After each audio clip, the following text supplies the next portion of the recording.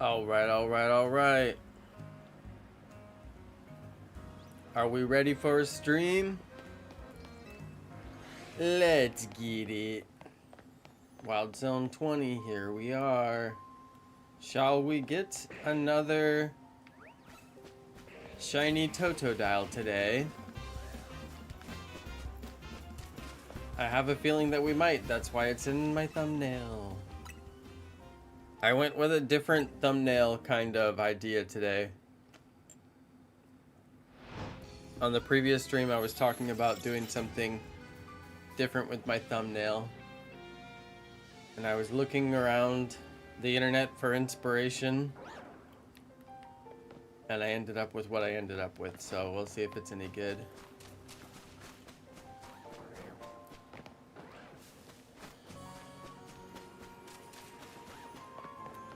We'll see if the thumbnail is goated or not. Is the stream quality good? Hopefully sounds good and everything. Hey, shout out to Bunzy, beat Canary. Canary. Hey, congrats on that. Big ol' congrats.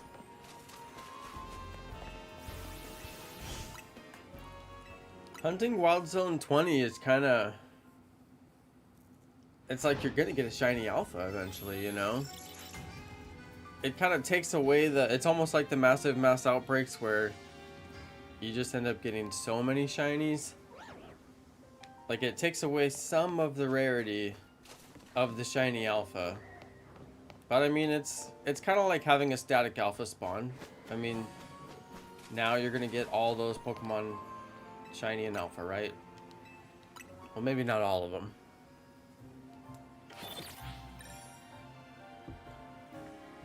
I don't mind it. But I wonder, I mean, this feels like the well that we may just come back to over and over again, right? Because like Wild Zone 20 alpha hunts are just always going to be here for us. It's always going to be here for us. It's not going anywhere.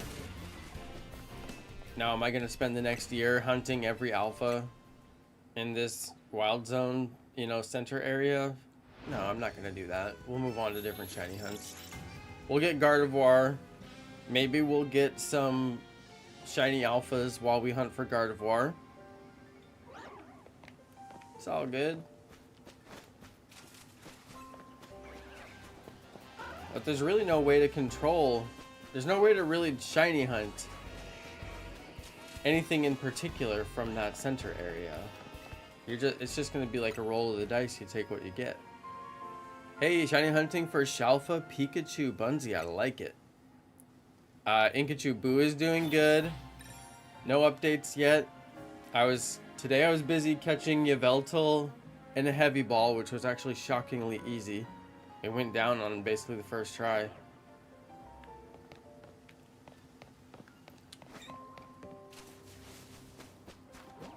Whoa. It's not shiny Leafeon. I thought it was for a second. Shiny Leafeon, like, doesn't look that much different, right? Where's my bench? Oh, you can't in my bench. Yeah, I gotta figure out what's this whole 6 spawn thing. We're gonna do some shiny hunts the regular way. Just for the feel of it. Just for the fun of it. Just to play the game, you know, out of the box, so to speak. But, yeah, I gotta figure out this whole 6 spawn thing. I mean, from what I understand, it can be done. Just don't know how. I mean, what do you do? It's got to be one certain Pokemon that does dig. That's my guess anyway, if it's similar to how the Gibble one works. So it'd be one of these Pokemon has dig, and you take it out of the Wild Zone. I don't know, I'm just guessing because I've seen how the Gibble method works. I'm guessing it'll be similar.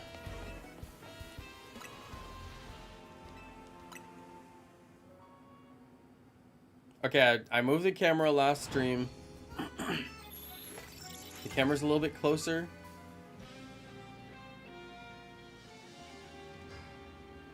Should be a little bit better quality.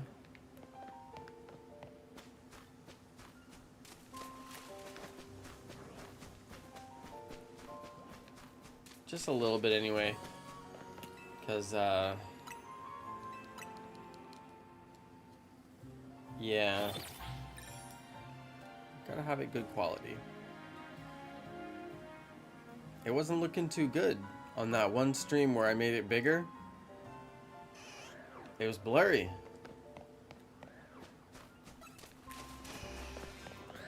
So yeah, I was having a look at that. Seeing if I could move the camera and make it a little bit better. I believe there is a newer version of the camera that I own. But I refuse to buy it. The camera I have works fine.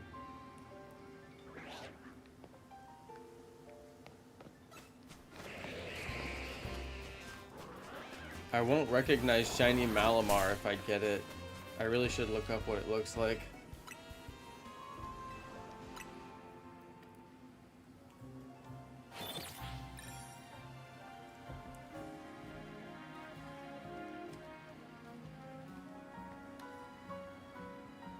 But yeah, 2 spawns at a time.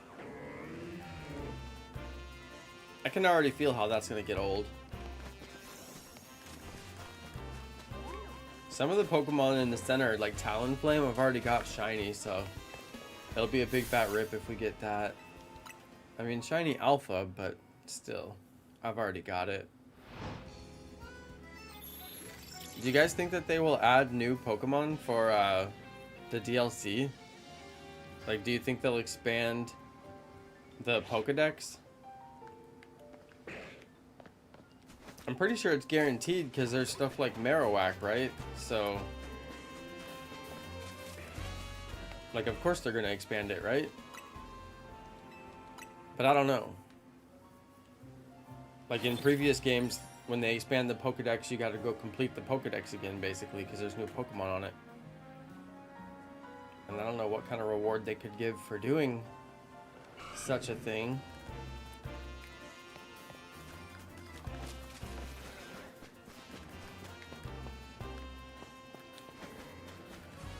We already got shiny Totodile yesterday.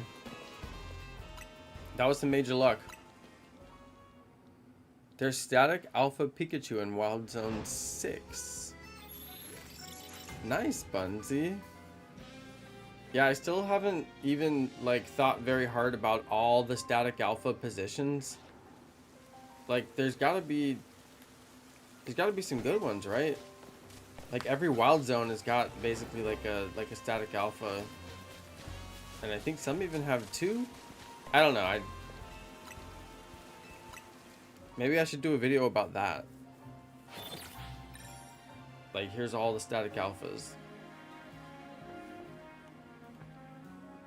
Hey, what's up, Boston Brat? Oh, it's an alpha Dragalge.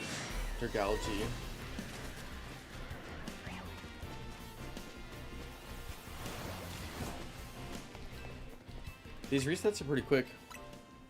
At least there's that.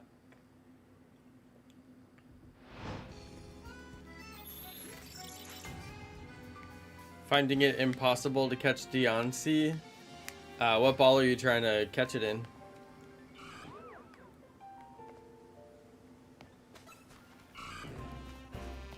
It takes me so long to shiny check because I just have to look at them for so long. I'm not used to looking at some of these Pokemon, so I don't really know what their shiny looks like. I mean, obviously I'm gonna hear the sound, right? It shouldn't take me that long. You've tried them all? Oh no, you gotta pick your favorite ball and then do that ball until you get it in the ball you want. I promise, that's the best way to do it. You pick the ball that you like. Like I chose Moon Ball. I was like, I'm getting this thing in the Moon Ball, and you save right in front of it. And then if you don't get the catch, you know, you soft reset so that you get your ball back. because some of the balls are actually rare, and you can't get them aside from in like ranked battles. So yeah, you gotta, especially if you haven't caught it already, you know. Unless you wasted all your good balls. If all your good balls are gone because you already threw them, then that's sad. I hope that's not the case. That almost happened to me. I threw a bunch of moon balls, and then I was like, oh no, I'm out of moon balls. Like, what have I done? And then I was like, well, I wonder if I soft reset, like how far back it's gonna put me. And then I was like, YOLO, I'm getting my moon balls back. So I went back, but luckily it had saved at some point near when I was going after the Xerneas. That's the one I wanted in a moon ball. Or I wasn't sure. Now Deoncé, I was a little bit more familiar with the experience when I did Deoncé, so I didn't have as much trouble with like the saving and getting the moon ball back and everything. But Xerneas, I was definitely like figuring it out. Hey, what's up, Wolfenite? Do you knock it out first? Yeah, you gotta knock it out. Yeah, for sure. You gotta knock it out. Because the catch rate is even low. Like, if you have, you know, whatever ball you're using, the catch rate's gonna be low. So you gotta knock it out. Get it with the stars over its head. Throw your ball, whatever ball you want to use. Put it in a love ball. I should have got Deoncé in the love ball. It's just that, you know, there's only certain Pokemon I really love. And I've never heard of Deoncé before this game. I never heard of it like one time. So, you know, like, how can I put it in the love ball? Does the love ball mean nothing? But now I kind of do love Deoncé, so I wish I would have thrown it in the love ball. What have I done? Yeah, right, when you love Gengar, you know, you put your shiny Gengar in a love ball. And it reflects your love of Gengar, right? It's like, this is the Pokemon that I love. Well, and the thing is, the love balls are rare. Because you can only get them from doing the ranked battles in rank A. And then you have to place second or first, which is what I've been doing this last week or so, off and on. Trying to stack up those balls. Trying to stack up the balls. Yeah, Alpha Pikachu is a good hunt because Raichu's getting 2 megas. That's actually a really good comment, Bunsy. And so, oh, wow. Is there gonna be like no way to hunt for Raichu? Like, there's no Raichu spawns? Because, like, that's kind of sad. Pokemon Legends Arceus had a static alpha Raichu. And you could shiny hunt Raichu, but, like, sadly I never did. And now looking back, I wish I would have, because it's like, what have I done? There was a static alpha Raichu and I didn't even shiny hunt it. It's because I got so sidetracked on darn legendaries and Dynamax Adventures. I got so sidetracked. You can get it in the middle of Tower 20. I haven't seen Raichu this whole time, but I'll take your word for it. I know you sent me the list. I wonder if some of these are more rare than other ones. Like, I almost never see Metagross. Every once in a while over here, there's a Squirtle. But I figure if it's shiny, it'll save. So it won't matter if I don't see it, you know. If it's there, it's there. Yeah, I like this idea of shiny hunting Pikachu. Because it's got 2 new Mega Evolutions for Raichu coming up in the DLC. There's a bunch of new Mega Evolutions. If I was smart, I would post a video about it, but A, I'm not that smart. And B, I just don't feel like the expert on like Mega Evolution stuff, you know? Like, I just don't know that much about it. Mega Evolutions weren't in that many games that I played, so it's never really been like that big of a deal. Yeah, Totodile and Squirtle share the same spawner.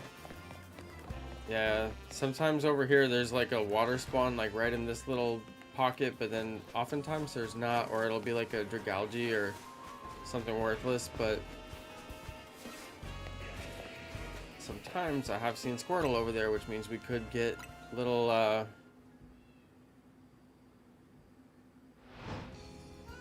little Totodile too. My cat was like meowing loudly.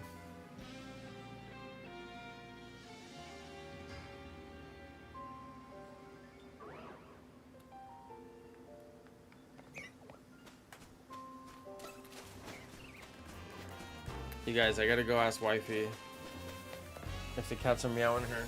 Hang on a second. Are they meowing you? Are they meowing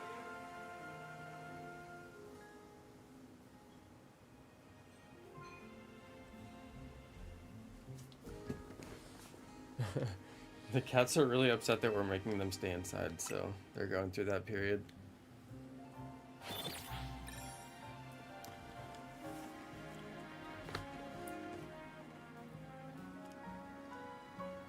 Yeah, not a fan of the battling. Boston Brat, yeah. I hear you.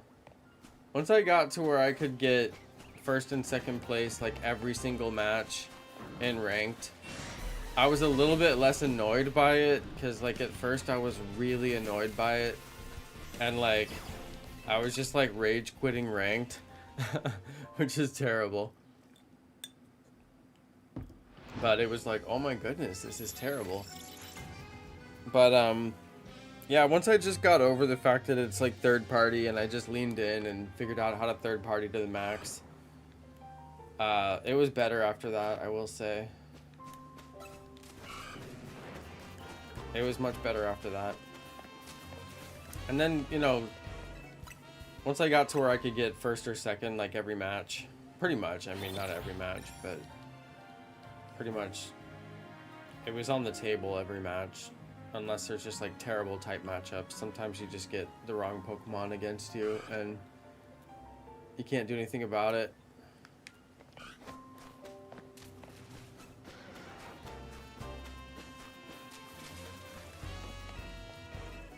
What a nice bench. New Pokemon game coming out in March. Yeah, which one is that? Is that Pokopia? Or is that the championship one?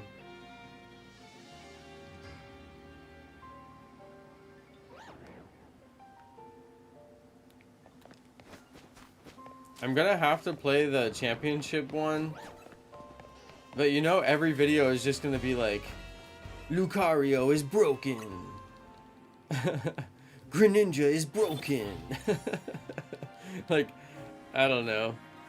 When it's just a battle game, it's just gonna be like, well, like this Pokemon works really well, you know.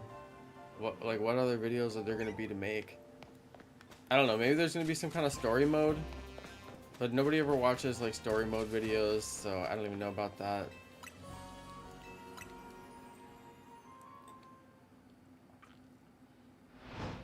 Yeah, Pokopia is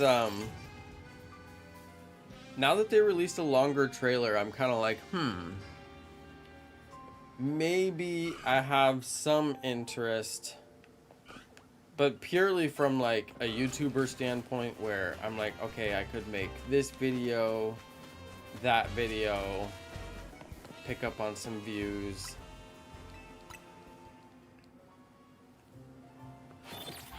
But it's the kind of game that just by playing it, there's a chance that your videos get marked as for kids, which wouldn't be the end of the world. But it just means you can't monetize those videos. Well, it means a bunch of things. If they do get marked as for kids, it usually doesn't happen right away, but it can happen right away, like as you're publishing. And those videos won't like have subscription notifications go out. They don't have any comments enabled on them. It's a little bit of like a whole thing.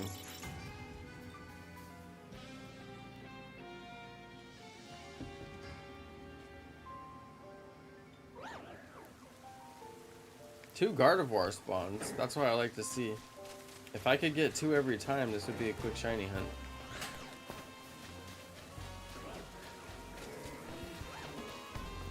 Trying to get shiny Gardevoir. So we've got shiny Mega Gardevoir. And then any shiny alphas we'll take. And then we're going to have to hunt here for a long time for 3 of each shiny starter. So, yeah, I mean, that's certainly going to take some time if we're really going to do the shiny living dex. This is one of those areas that we're going to have to shiny hunt for a really long time. So that'll be kind of wild. Wild area 20. That's why I got to get this 6 spawn thing figured out. I don't know exactly how that works. Got to figure it out.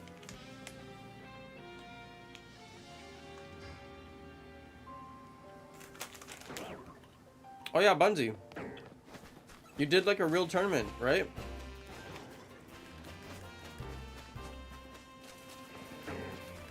What were the matchups?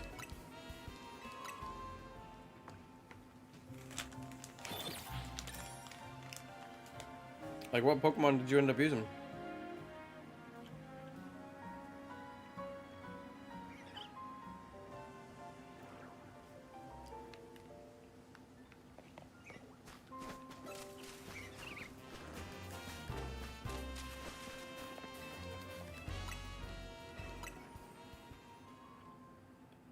That was pretty cool. It was fun.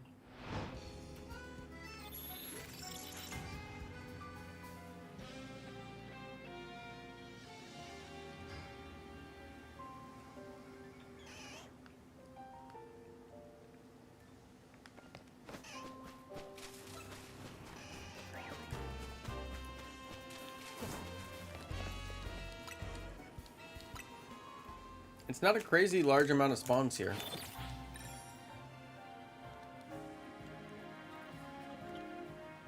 If I would have stayed in zone 4, I feel like it would be just like raining shinies. Because there's just so many spawns. But here,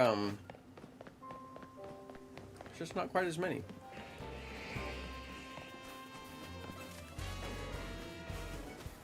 But I put Gardevoir in the thumbnail because I figure that's like,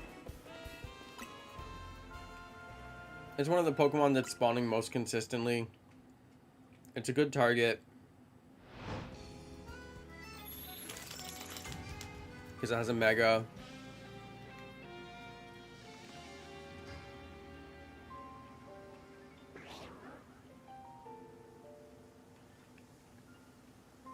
Hey, shout out to the Nowhere King.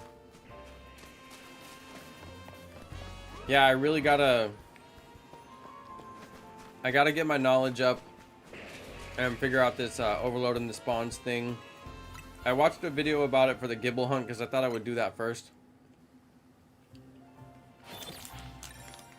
But I don't know if I will.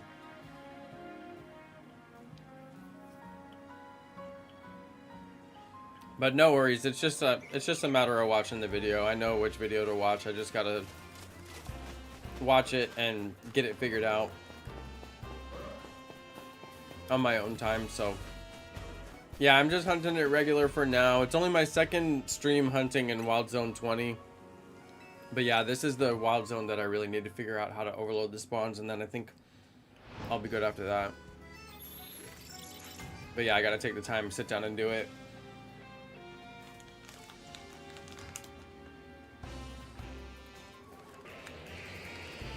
And I thought the shiny hunting in this game was going to be like super simple. You know, nothing you can change, right? No shiny hunting methods. It's just full odds and shiny charm odds. That's it. But yeah, it ended up being a little bit more complex than that. I'm kind of okay with it.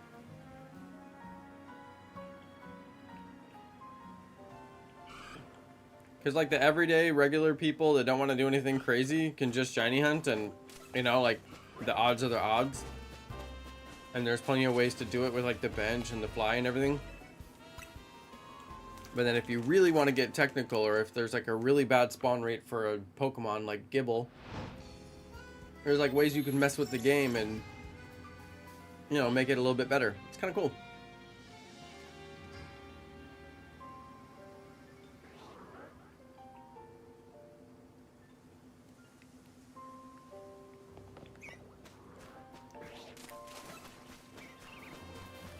So, Nowhere King, is it guaranteeing that you get a Bulbasaur spawn every time? Or like, what's the advantage of it?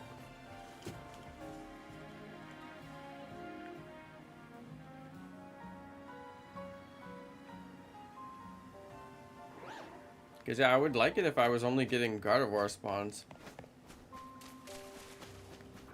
That sounds like it'd be pretty handy.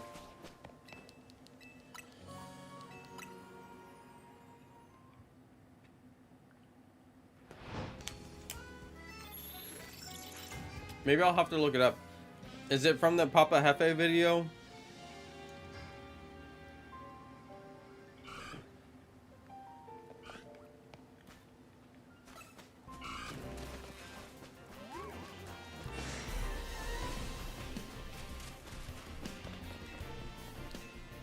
I'll probably end up watching a couple of videos about it.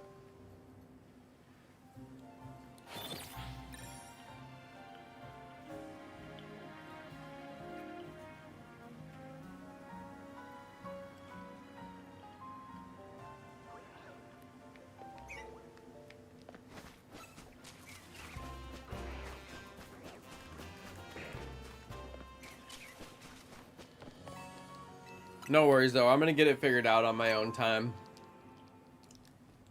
I've been super busy with projects and haven't bothered to figure out that shiny hunting method, because so far just flying and resetting the benches has been fine. Even with the full odds, I've been getting a ton of shinies just because the number of spawns is good and the way to reset them is fast, so I haven't had any issues at all. But this is the first time where I was like, okay, if I could make 6 alphas spawn down there, that'd be nice. And also, yeah, if I could make, you know, Gardevoir spawn, that'd be great if there's some way to do it. That'd be awesome. But yeah, I'll check it out.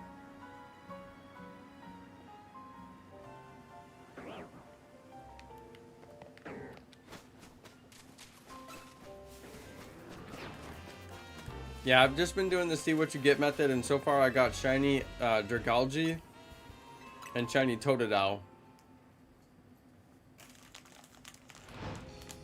And I'm just crossing my fingers for a shiny Gardevoir or another shiny Totodile. Because any shiny starters I can cross off my list, yeah, that's going to be great. Because I gotta get 3 of each. So it's gonna take some time. Gonna have to throw some time at Wild Area 20, that's for sure. Got a Shalfa Algron. Oh, nice. That's awesome for ranked. I bet you're having fun with that.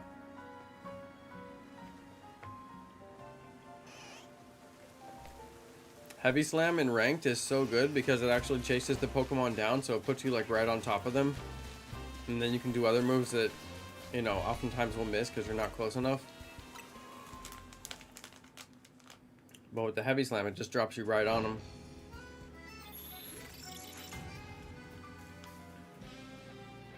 It's really good for Metagross. It's how I get a lot of kills with Metagross. Heavy Slam. So good. Oh, there's finally Raichu. Look, we got our first Raichu. I'm actually so happy about that. It's so cute. We love Raichu.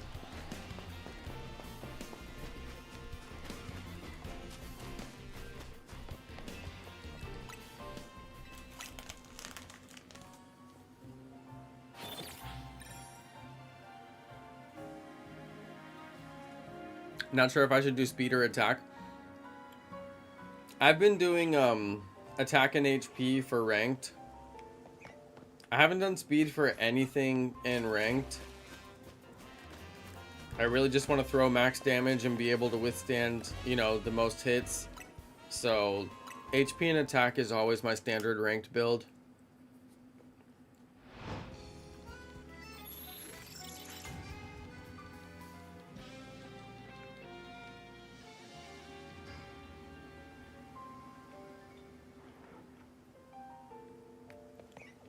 So far I haven't done any speed builds.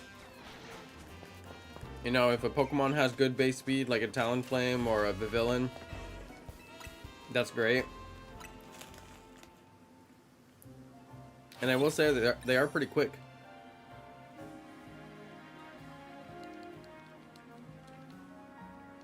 They go first.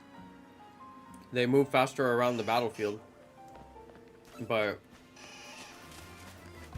like in ranked, I don't know, it just doesn't matter that much. You just want to put out the max damage, be able to take hits, and stay in.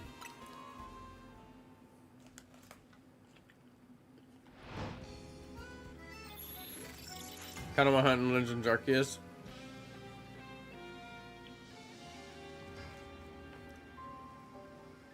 Yeah, I haven't done any hunting in Legends Arceus on the Switch 2. I haven't even played anything other than this on the Switch 2.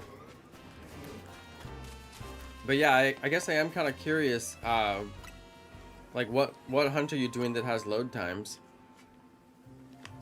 The way I like to do the static alpha hunts is by sleeping in the campsite.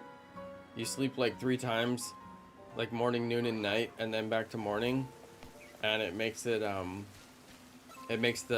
static alphas respawn after you knock them out. So it's a really good way to shiny hunt. And if it made the sleep go a little faster, you could really speed up that hunt. Oh, and I guess the loading time going from Jubilife Village to and from the areas. Oh, I know what you mean. I know what you mean. Yeah, when you load the area and leave. That makes sense. Yeah, I know what you mean now. Because I was trying to think, where is their load time? Because there wasn't really any soft reset shiny hunts with that game either. Not that I was aware of anyway. Not any good ones. But yeah, no, I know what you mean. Going back and forth to Jubilife Village. And sometimes I would go back and forth to Jubilife Village and actually hunt a certain mass outbreak. Or, sorry, mass outbreak, I mean. That was more relevant before the massive mass outbreaks came out. Then it wasn't like so much of a big deal. But before the massive mass outbreaks came out, you'd have to, like, if you wanted to hunt for specific Pokemon, you'd have to reset Jubilife Village over and over again to try and get a mass outbreak of that Pokemon. It was crazy. It's better to just take what you get, but if you were really hunting for one thing, that's what you'd have to do.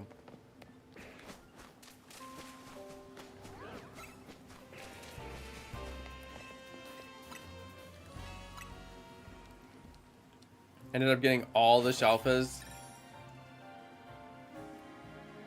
except one.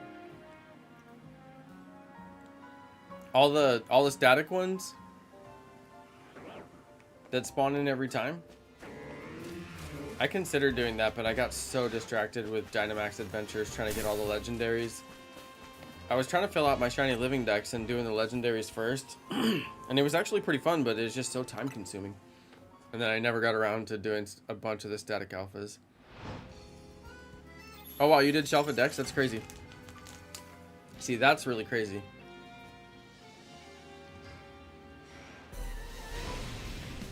Did you have to work the massive mass outbreaks? And do all of the, I'm guessing you did all the, what's it called? Where you check all the different permutations?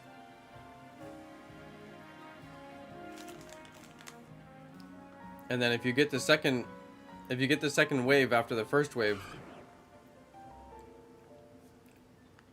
it has a chance to make them alpha. So it's like there's a way to do it.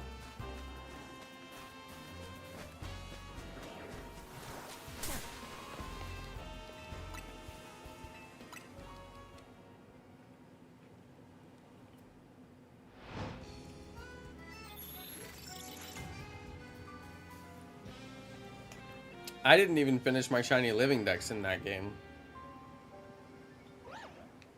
So I wasn't even close to trying for the shiny alpha dex. I was already like, I knew that was going to be too crazy for me with how much time I have.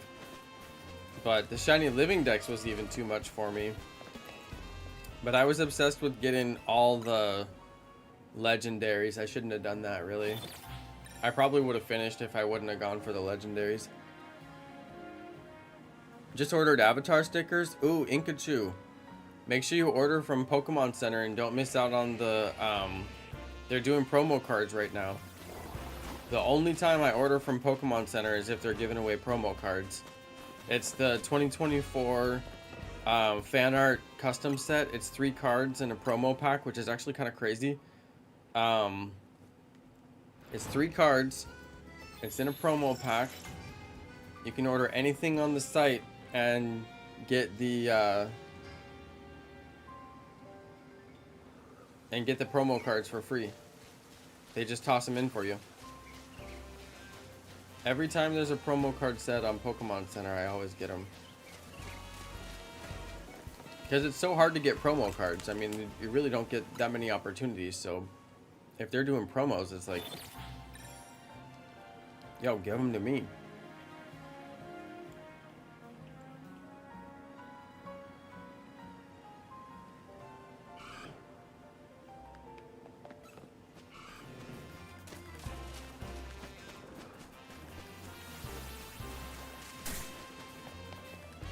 Yo, Nowhere King, that's really advanced.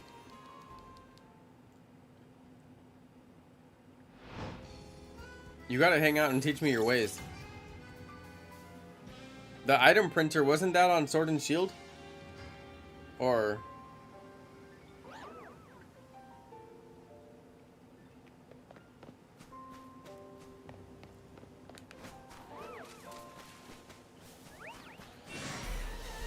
yeah, they threw competitive for a loop on this game.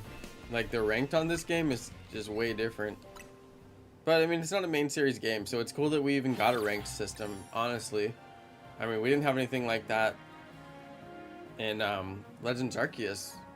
Was there a ranked battle system in Legends Arceus? I don't even know. If there was, I never even touched it.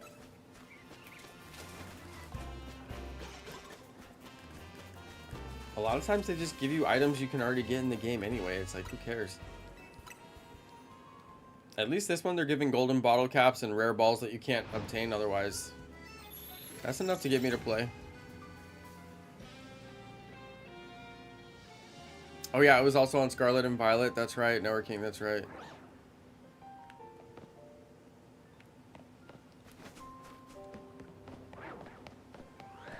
Yeah, like one of the things that I never got too much into on Sword and Shield was like the apricorn ball maker. But I had a friend who was like obsessed with having like this shiny in this particular ball and this shiny in this particular ball. And he would like grind the items for like hours just to get like one like safari ball or whatever he was like trying to get. But you know, when you have the time and you have the inclination, you go for it. You want to get your Scyther in a safari ball or whatever it is, hey, have fun with it, you know?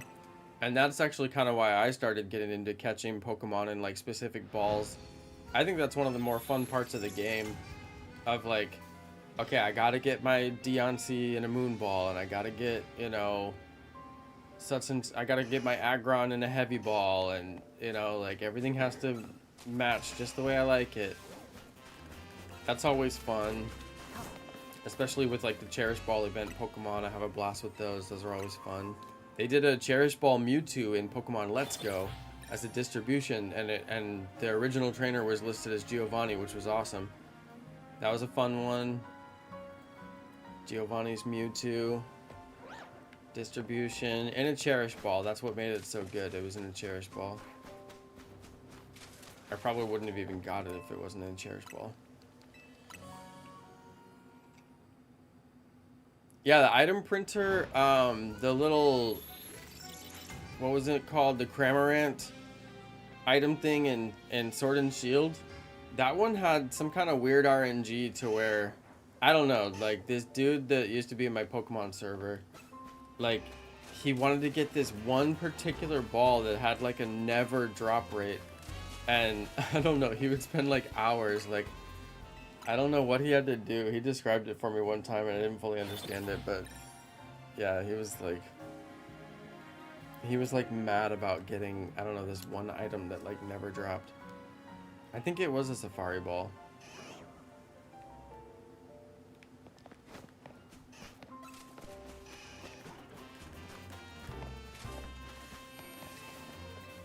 But yeah, I wasn't that much into it back then. I remember him talking about it and me being like, that sounds like a lot of time for a very little payoff. But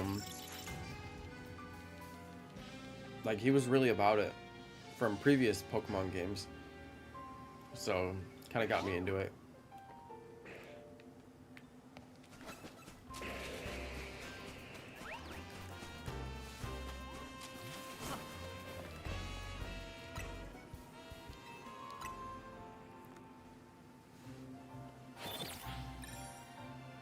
Oh, got a shiny Trubbish. Bunsy. Well, good luck on your Shalfa Pikachu hunt. It's just a matter of time.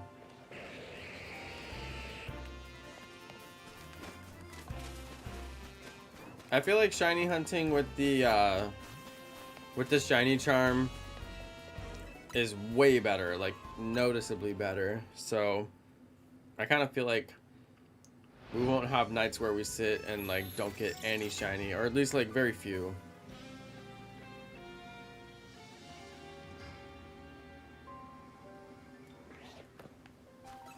But we'll see.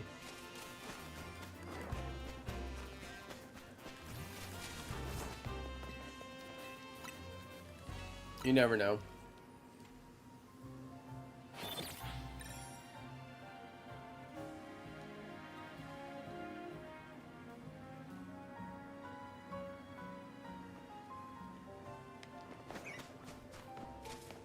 So, especially food, I'm like, well, at least this is like some real food.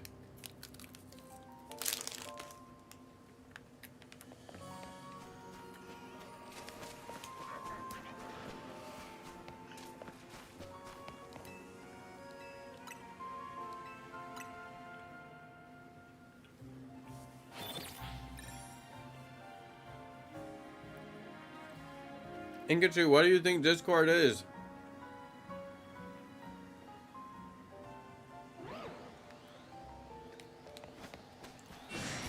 Inkachu, what do you think we're doing in Discord? Talking about Pokemon. Inkachu thinks that there's like a server he's not part of.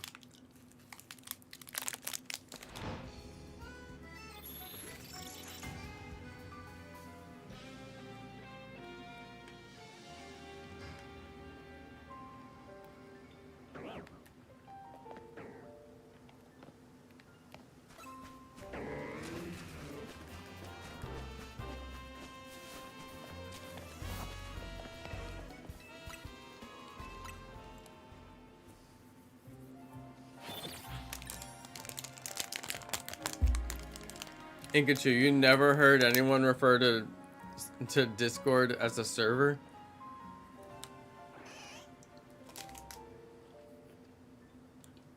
I find that very hard to believe.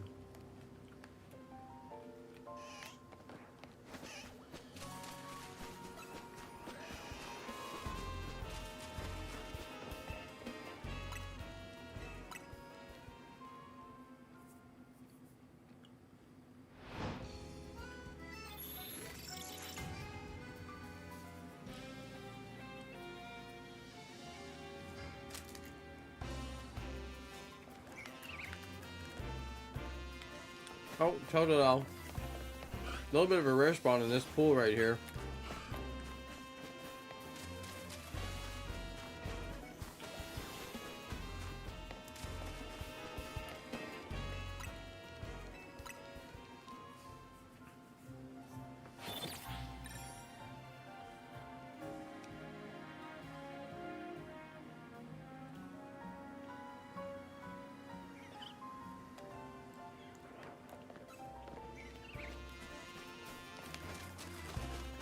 I wouldn't mind the shiny Chikorita.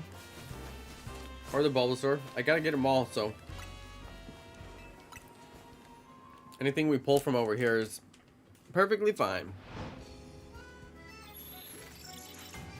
Yeah, Boston Brad. I'm always learning as well. There's people who know, like, so much more than me. I'm always kicking myself because I'm like, oh, you should have made this video. Oh, you should have made that video. You know, it's like there's a million videos I could sit and make. But, you know, I just try to make what I know. I know how to build my Pokemon. I had to learn that from Scarlet and Violet for all the events. Sword and Shield, a little bit too. It wasn't quite as important. Scarlet and Violet, like, you had to have certain builds of certain Pokemon to be able to get through the events. So whenever there was an event, I could just post a certain build,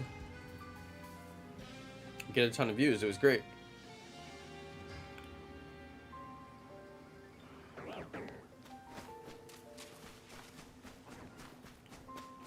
Like, it's nice when you know exactly what to post and get a ton of views.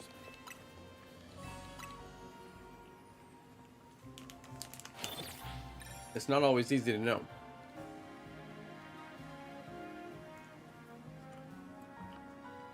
Now with the live streams, I just live stream shiny hunting. I don't play the story on the live stream. Nobody wants to watch. I mean, I enjoy the shiny hunting, so that's what we stream.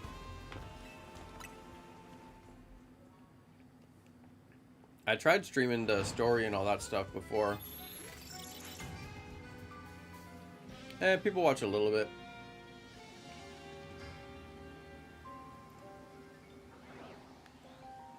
Hard to say if I would do it again.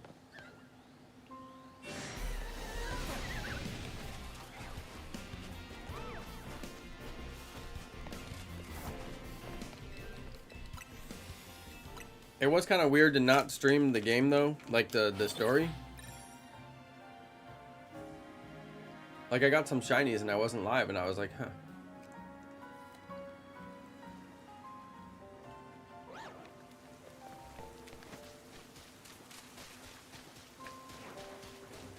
Oh, Alpha Gardevoir.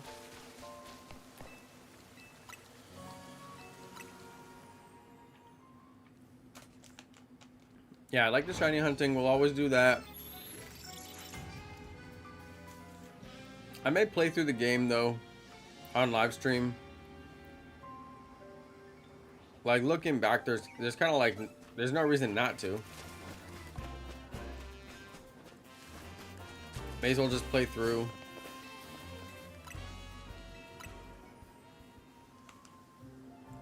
Because yeah, I didn't really end up making any videos of the story.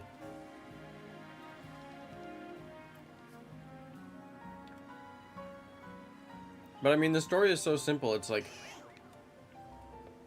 does anybody really need a walkthrough for this game? Like, which part was hard enough to need a walkthrough? And they tell you exactly where to go on the map for like everything, so I don't know.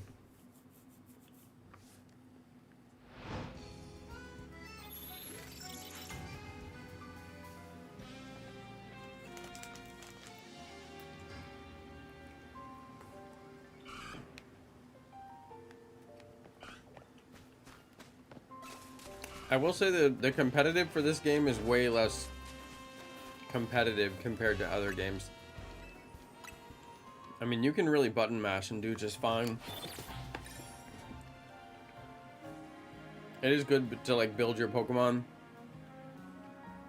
Not everyone does that. You know, EV train them, hyper train them, all that.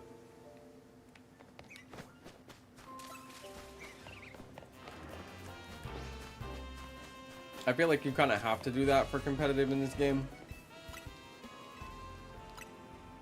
And that's like one part of it, but the other part of it is just being in the match, knowing what to do.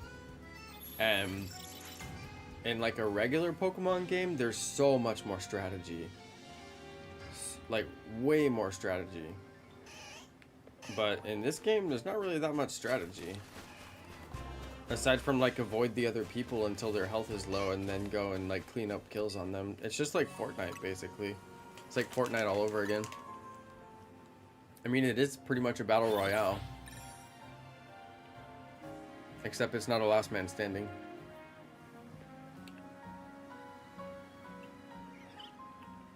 Yeah, Bunzy. I'm gonna be doing walkthroughs for all the missions. If you need to get on a certain roof, well, I mean, you've beat the game and done the whole story, right? Because most of the time when you can't get on a roof, you just need to keep on playing the game. But... oh, you got the Shalfa Pikachu. Bunsy. That was fast.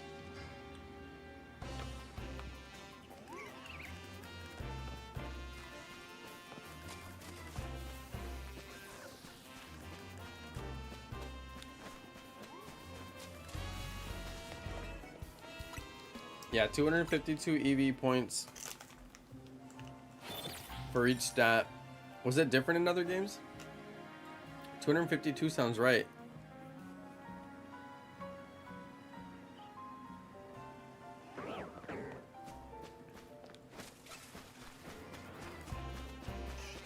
Yeah, there's a couple of challenging things to do in the game that I'm like, oh, I need to get those videos out quickly because I'll get more views the sooner I get them out.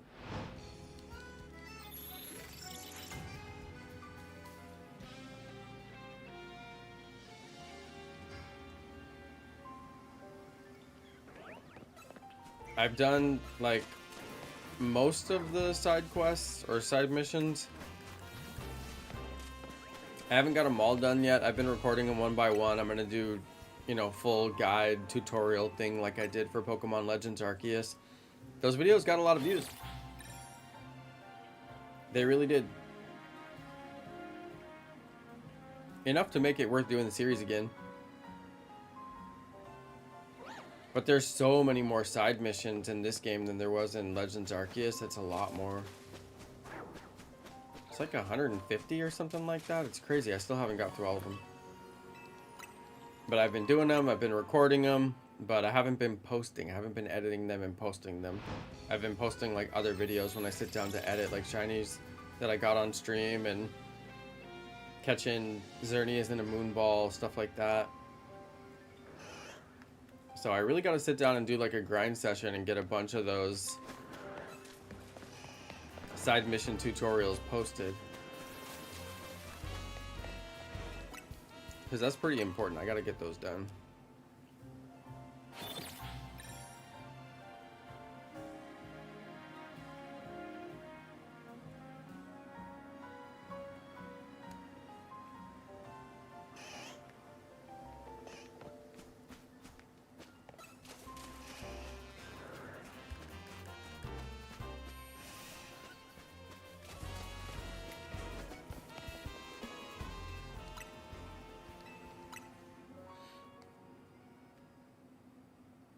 Oh, you got a Panpour Shiny Alpha? Nice one, Nick Gnosis.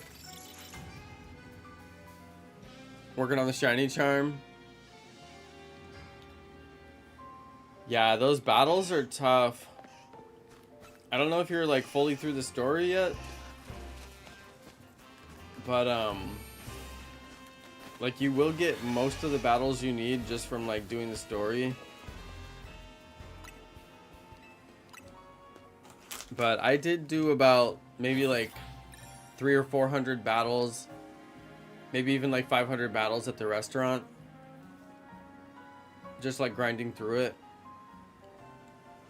at restaurant Lena, where it does go pretty quickly, but it kind of sucks to have to sit there and mash the buttons. I did it while I was like watching TV with wifey, watching our shows.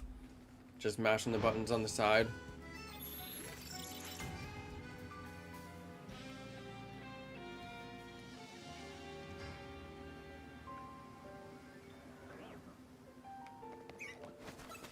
Yeah, Pikachu in the fastball. That sounds like perfection. That's another one of those balls that you can get from their ranked rewards.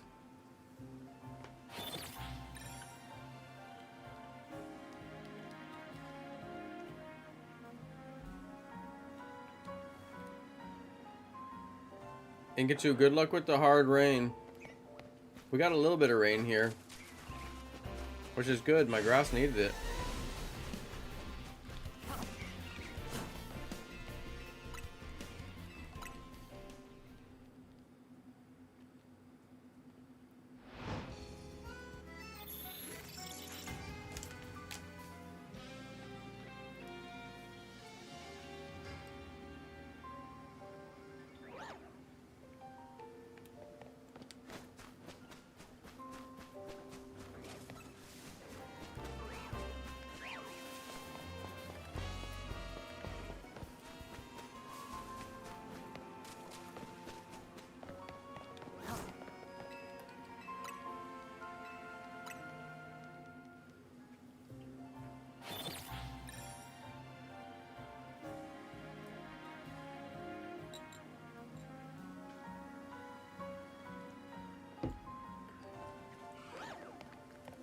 I want to get a shiny Panpour.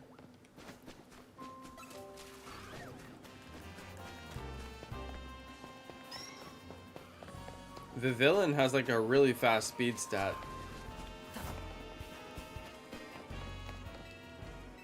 I built my blue villain.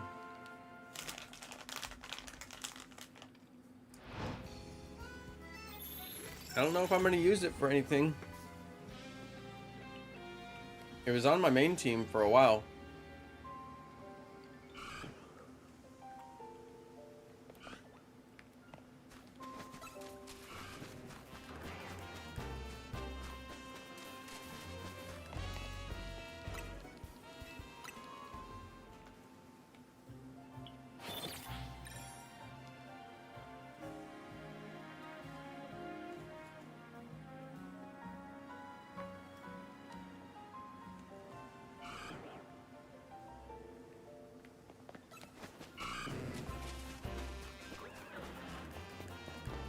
What is that guy called?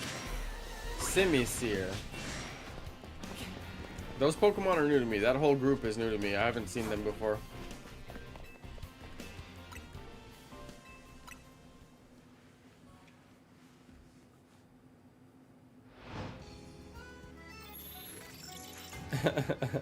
He caught Shiny Panpour and named it Avatar related.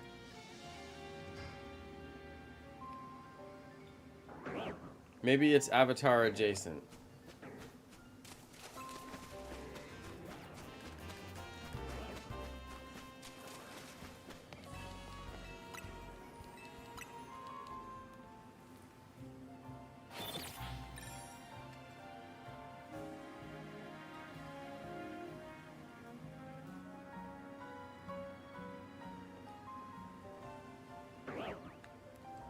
I still say Pokemon Let's Go had the best shiny hunting.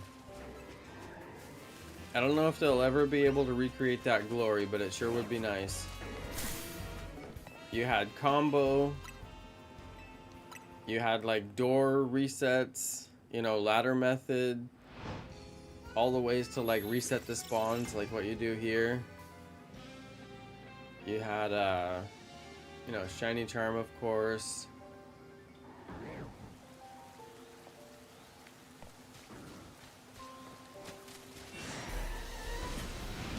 And then when the Pokemon appeared shiny, it's like they just came from behind the grass, or like they just kind of like appeared in. And then they just walk around.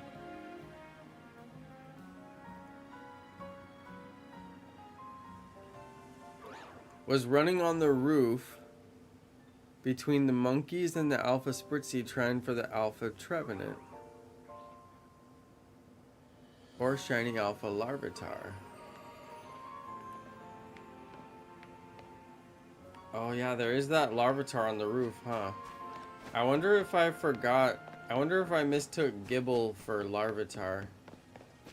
I do remember seeing a Larvitar in a roof spawn.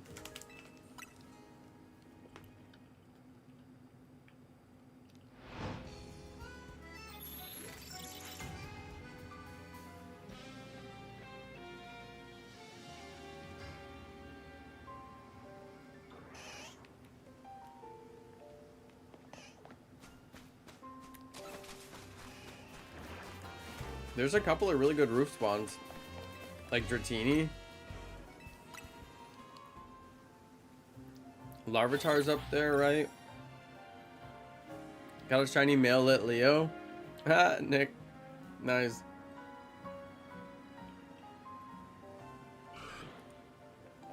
There's that Static Alpha, the evolved one, the lion. I was thinking about hunting that spot, because it's right there next to the door, so you could fly in for it. That seems like it would be easy. Pyroar could be really easy. Yeah, I think I may have mistaken. I swore that there was a Gibble spawn up on top of the roof somewhere, but I just couldn't remember where it was. But maybe it was actually maybe it was actually Larvitar that I was thinking of. Maybe I cross the streams. Don't cross the streams.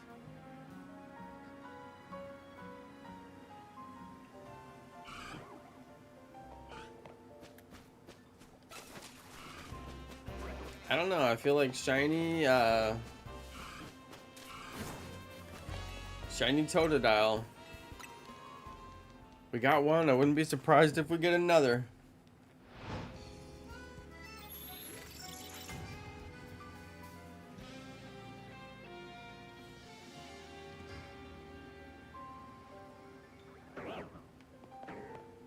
Wow, so many Malamars. The shinies look so good in this game. That's what was so good about Pokemon Let's Go. It was the best quality, like the highest definition shinies that we had really ever seen until that point. Switch was taking it all to like a new quality level.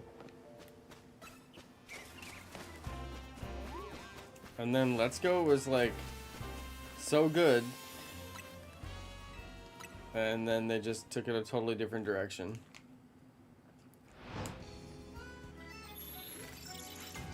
Let's go see Bunsy's Shalfa. Bunsy, nice one. It looks so small.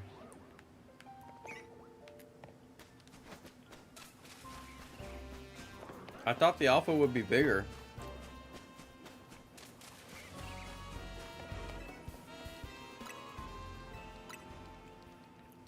So you're hunting it up on the roof?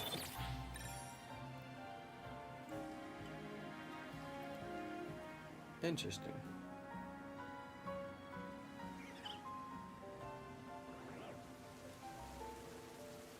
Very interesting. Yeah, I still haven't gotten that deep. I've been doing some of the easy shiny hunts. I've barely scratched the surface.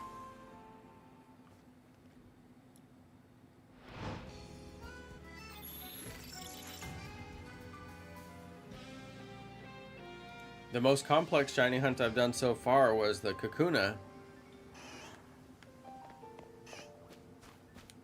That one was confusing.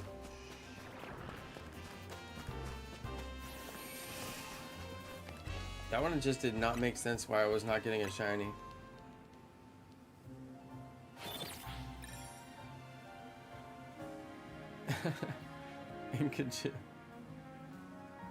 Stephen Butler, yeah, we have a chat for the channel members where we're all just in there. We talk about Pokemon. That's what it's there for. That's what we use it for. Oftentimes, I've got Pokemon questions, and that's where I ask them. Or if I've got Pokemon information that I want to share, like I told everybody about the promo card. They're giving away promo cards at Pokemon Center right now. That's a big deal, you guys. If you were ever going to start a little Pokemon card collection, getting a free promo card set is a good way to go. Now these cards are going to get graded. I'm going to send them off to PSA and pray for a 9.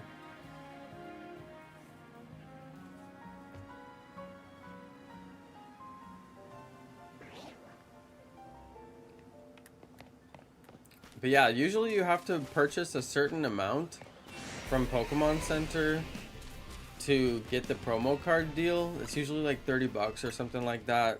And it can be hard to find enough stuff to want to buy for 30 bucks. And sometimes I got to get 2 items, 2 smaller items. I've ended up with a couple of buys here and there. I have like a Duraludon stuffy that I got one year because they had a good promo, set going. But, this one, as far as I can tell, you can buy any item as long as it ships to the US. You can get the promo card. But I don't think I saved the email. I forgot what the code is. There's like a promo code for it. I got it. They emailed it the other day.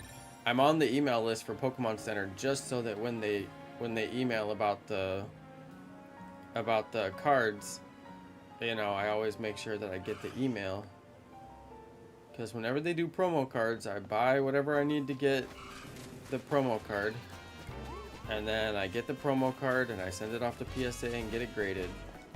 You guys want to see my graded promo cards? I've showed them off a million times.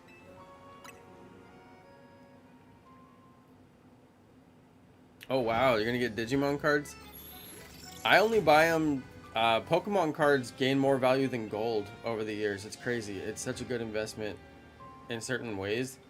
As long as you're getting cards that you know are gonna be like valuable, which is obviously hard to know, you know, what's gonna be valuable later on, but you know, obvious stuff like Charizard, I mean, there's always that, right? But yeah, I try to go for the promo sets. That's a guarantee. My special delivery Pikachu, I just looked it up. Oh, damn. Here you guys. I just looked up my special delivery Pikachu. It's worth over $500. Where's my camera? Oh, sorry, my camera's reversed, so the letters are backwards. But yeah, special delivery Pikachu. It's grade 9. You'll just have to trust me on it. Grade 9. And then I've also got special delivery Charizard. These were both promo cards from the Pokemon Center.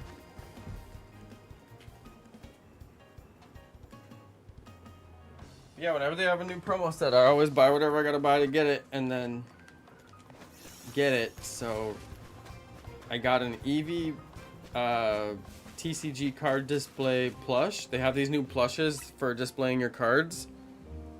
It's actually kind of a cool idea. So I got the Eevee TCG card display plush, and my promo cards are on the way. Yeah, the special delivery Pikachu was basically my first.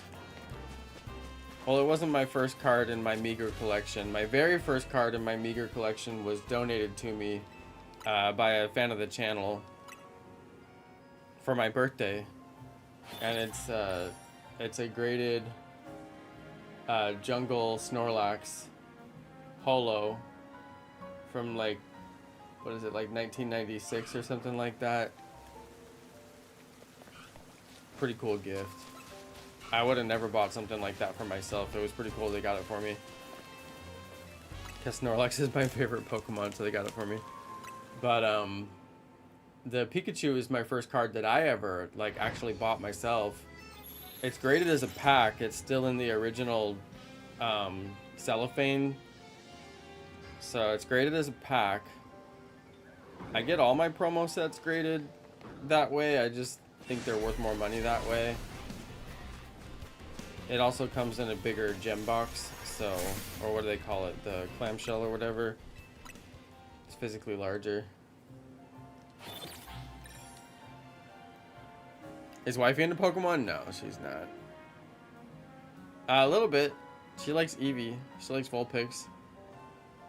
When we played Pokemon Go, she was like just barely into it, although I would most of the time end up playing her phone for her. But no worries. That was short-lived. She saw how much money I was making off the videos and it got her excited. That was pretty much it. There's a wifey catches Mew video of us in San Francisco. I think that might be like the most wifey is on the channel. I'm not sure though. There may be a few episodes with wifey on the channel because, yeah, we were killing it. They were making a lot of money off of Pokemon Go back then. When she saw those checks start coming in, she was like, okay, I'll play.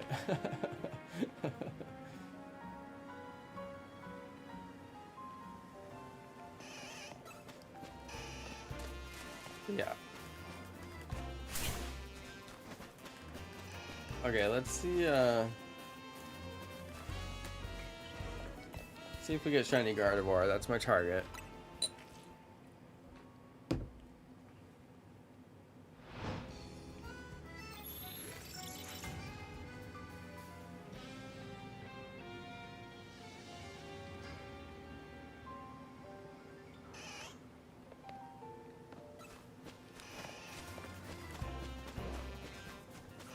Still no shiny alpha. Hey, shout out to Joshua. Hey, what's up?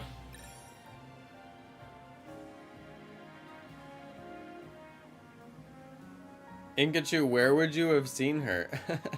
Other than my Pokemon Go videos.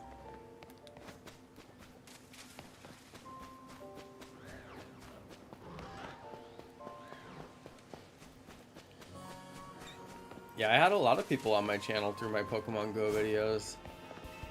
I mean, like hundreds, you know, just through the Go videos. I met a lot of different people. But it was, I don't know, it was more dangerous back then too.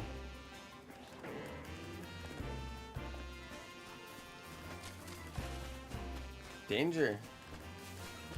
I like being at home, playing my Switch, safe, not having to like wander around like in the night trying to catch Pokemon,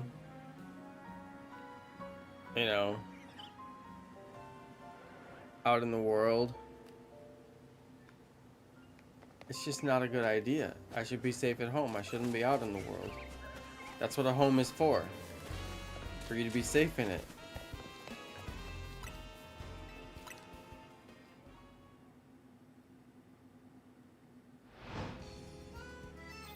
Inkachu, I've never made a video in Texas before.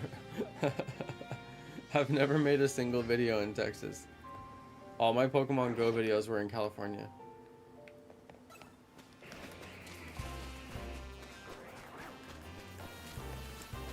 Texas has never been seen on my channel.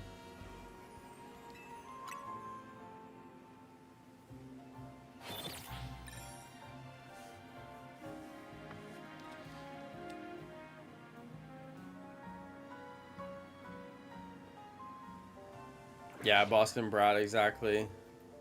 I'm getting my money's worth for my mortgage payments, exactly. Well, and plus my house is great. It's like, why would I want to go anywhere else? I bought this house because it was awesome. It has all the things I love, like my beautiful yard and my pool. Okay, I have like the world's crappiest pool. It sounds fancy when I say I have a pool, but I have like the smallest pool that money can buy on Amazon before you get to like kiddie pool sizes. It is big enough for me to swim laps in, so I am perfectly fine with it, but when it falls apart, I'm just going to buy the exact same one again and throw all the old one away and then build the new one and let that one last for 3 or 4 years and do it all over again.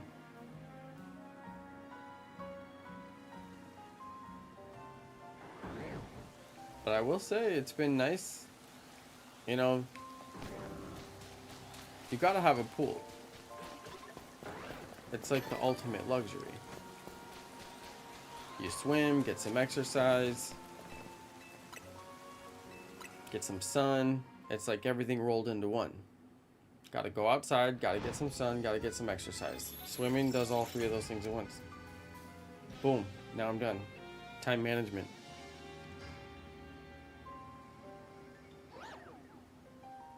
Pikachu learns a move at level 99? That is kind of crazy, isn't it? You'd think that it'd be like level 75 or something, like not 99. Is it a TM move that you can get like otherwise? Yeah, Joshua, I haven't tried the overload spawns yet. I keep on meaning to learn how to do it. I don't know how to set it up yet, so that's my problem. But I'm going to learn it and figure it out. Just haven't had time yet.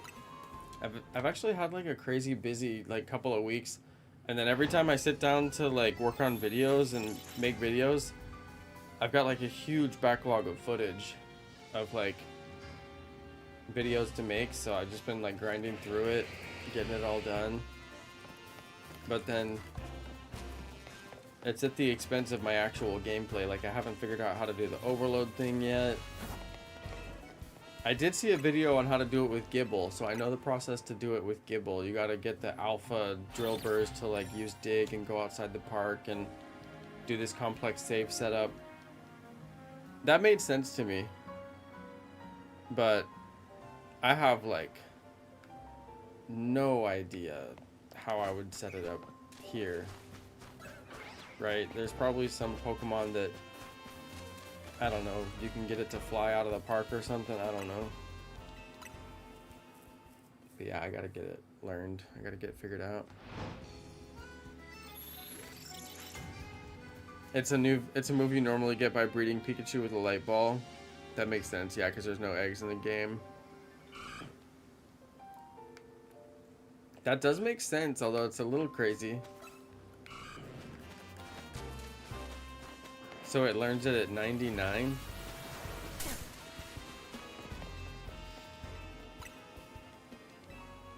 Is it even like the greatest move? I mean, Volt Tackle, like... Seems like it should learn it at like level 59. Okay, good luck, Inkachu. Good luck in ranked.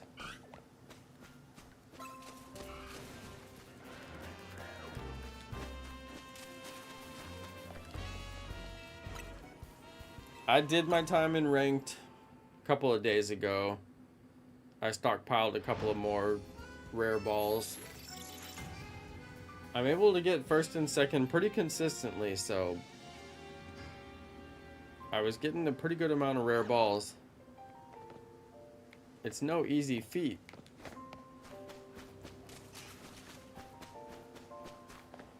Because the ranked is like crazy.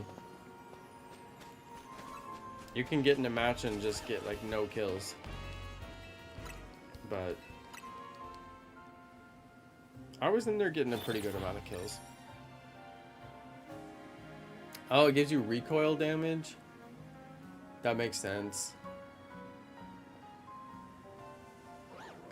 Usually the ones that have recoil damage, like, they do a lot of damage, but they do recoil. And then they have like some crazy name like Giga Impact or, you know, something that makes it sound like really strong. But Volt Tackle, like, I mean, Tackle is like one of the worst, you know, moves in the game. So then, you know, Volt Tackle, it just doesn't sound strong, right?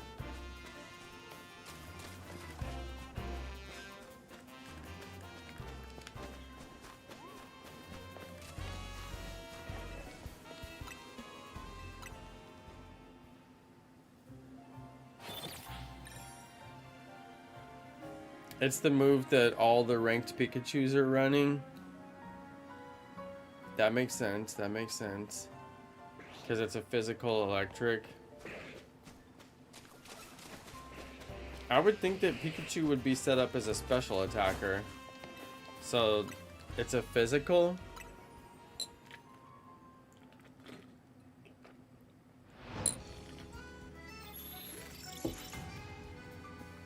If you guys see Pikachu in ranked, go hit it with Heavy Slam and watch what happens.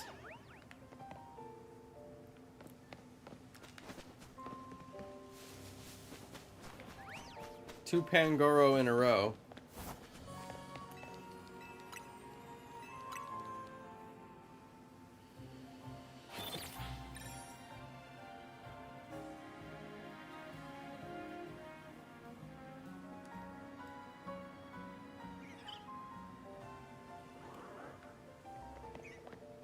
I just wouldn't think that Pikachu would be a physical attacker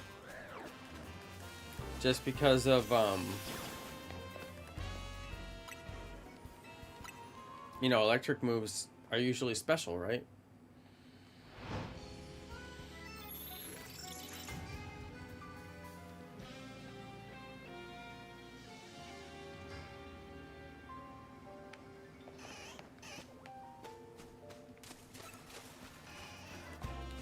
Because most electric moves, other than like Thunder Punch, are there other Pokemon that can learn Volt Tackle as well? Because it seems like it would be useful for other electric Pokemon, not just Pikachu.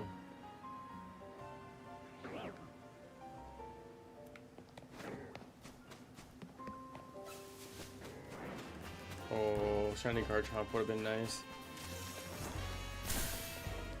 It's a signature move. Yeah, that's why I figured it can't be on other Pokemon. It's not fair, you know? Because, like, Electric doesn't really have one of those high power moves that does recoil damage. Like, Volt Tackle kind of fills a gap. And then Pikachu's the only one that can use it. Oh, we got Raichu.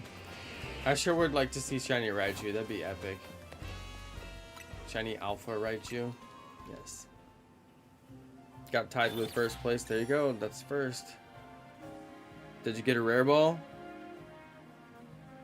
If you get a rare ball, that's good. If you get a golden bottle cap, that's good. Anything else, pretty much not good.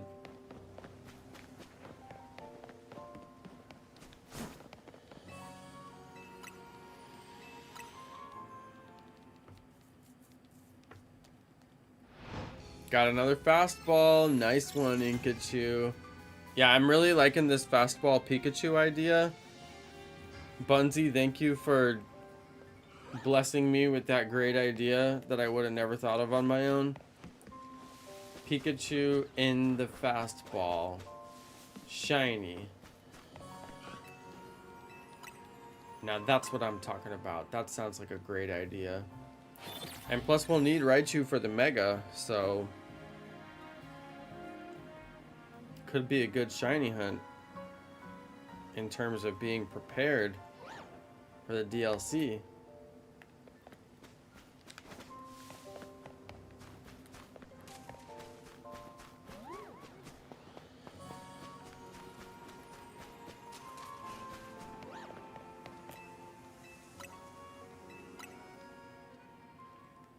Yeah, it has Pikachu's tail symbol on it. I mean, it's exactly the ball for Pikachu.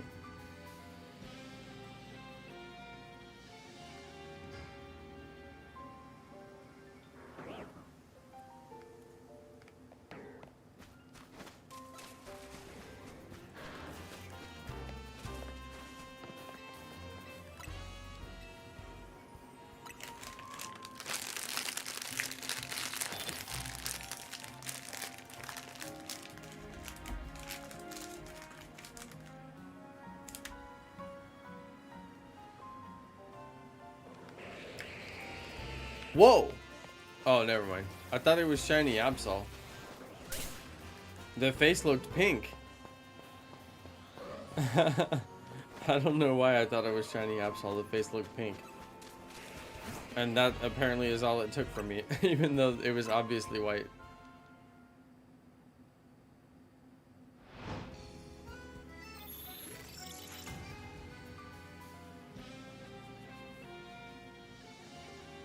Yeah, why are people bringing in Pikachu in ranked battles? Why don't they give Pikachu Volt Tackle and then evolve it?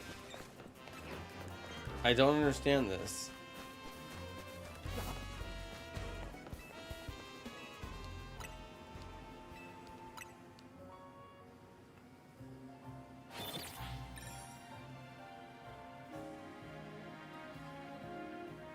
Because I saw Pikachu in ranked so many times. Is it because they want to give it the Eviolite? Raichu has lower base stats than Pikachu with Light Ball? I don't even understand how that's possible. Raichu has lower base stats? Isn't that like the whole point of evolving? You get better stats.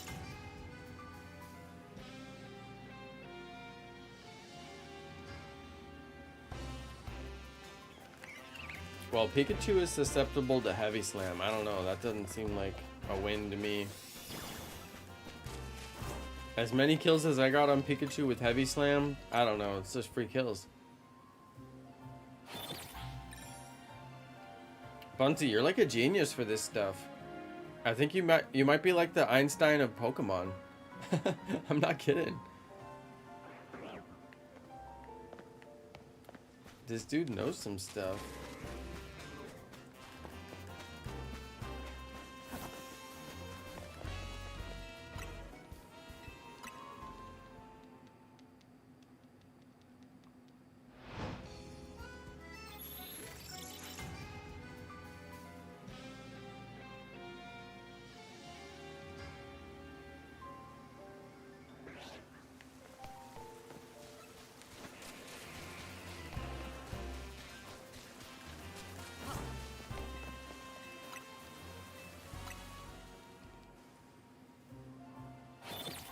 Light Ball doubles special attack and attack on Pikachu only.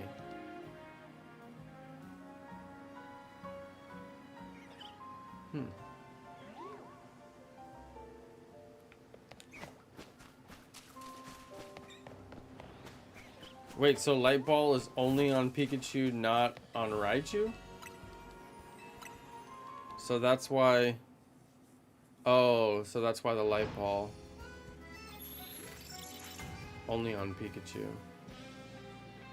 That's kind of crazy. That's like the most Gen 1 centric like thing that I've ever heard of. It's only for Pikachu. You want Raichu? Get out of here. I thought you loved Pikachu. That's crazy.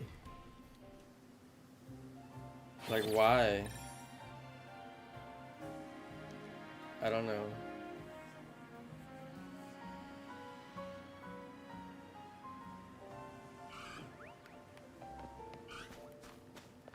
I mean, sure, I love Pikachu, but like, I love Pikachu so much that I want to evolve it.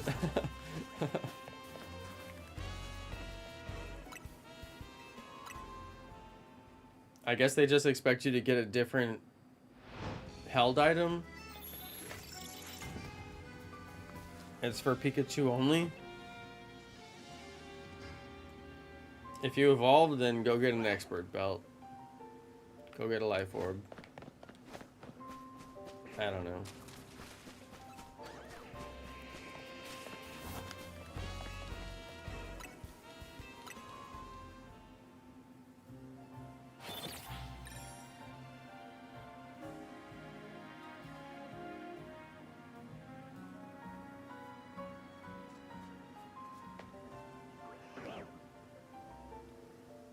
I would really take a shiny Squirtle. One of my favorite shiny Pokemon of all time. It's got the green turtle shell. It's like a real Teenage Mutant Ninja Turtle.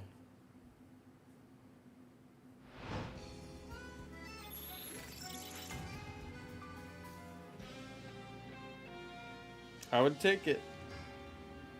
And name it Donatello.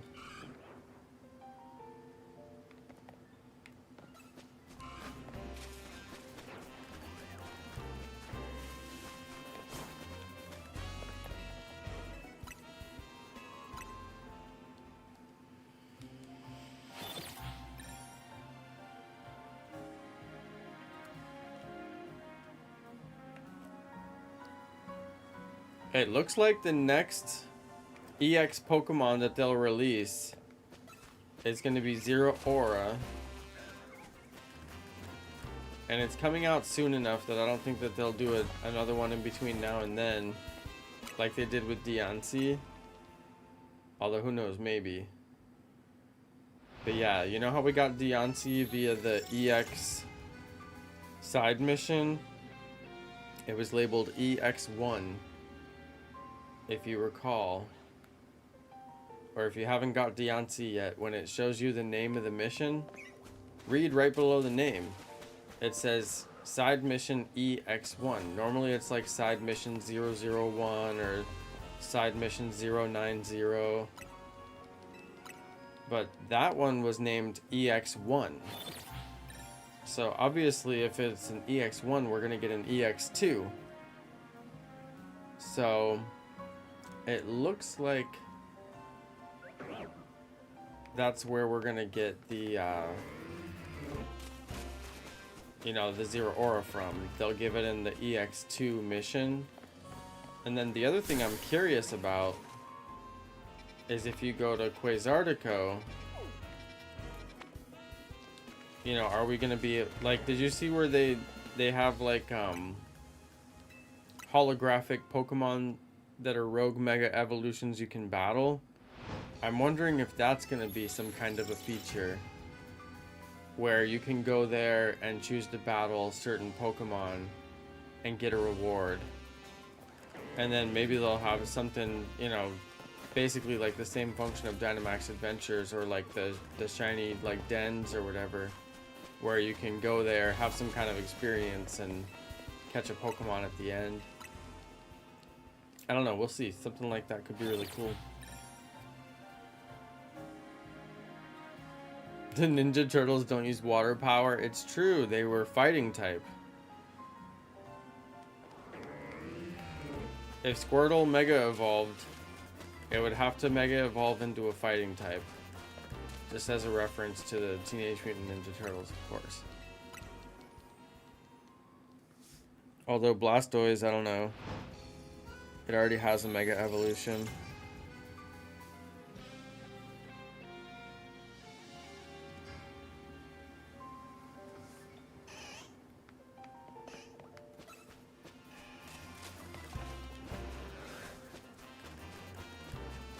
I'm getting plenty of Gardevoir spawns. Pretty consistent.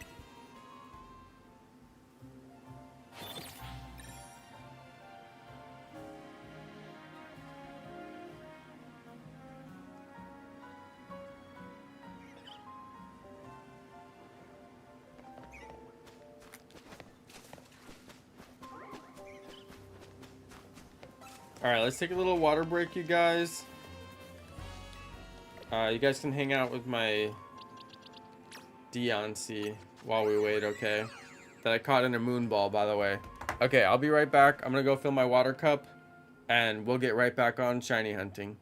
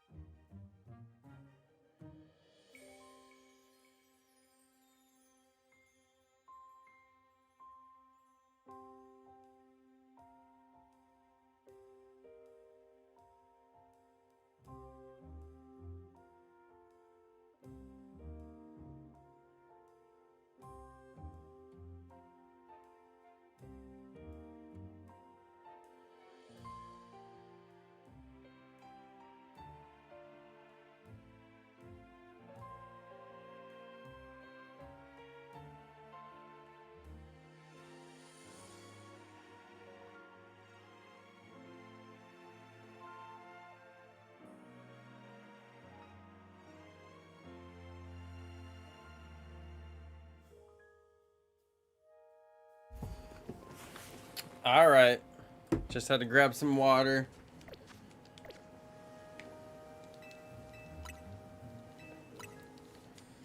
We'll stay on it. Hey, shout out to Jasper.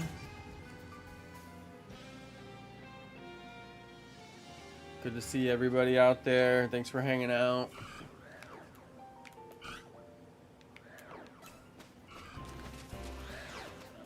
Oh, double Chandelure. What are the chances? Anything that can Mega Evolve, I'm happy to take it as a shiny. Chandelure is definitely on that list.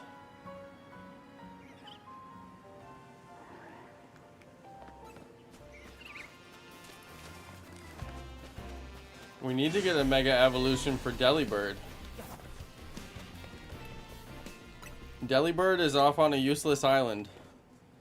Like, what is the point of Delibird? And they put it in so many games, and it's like, are you serious? Is there anybody out there that's actually putting Delibird on their team? I mean, does it even have any attack?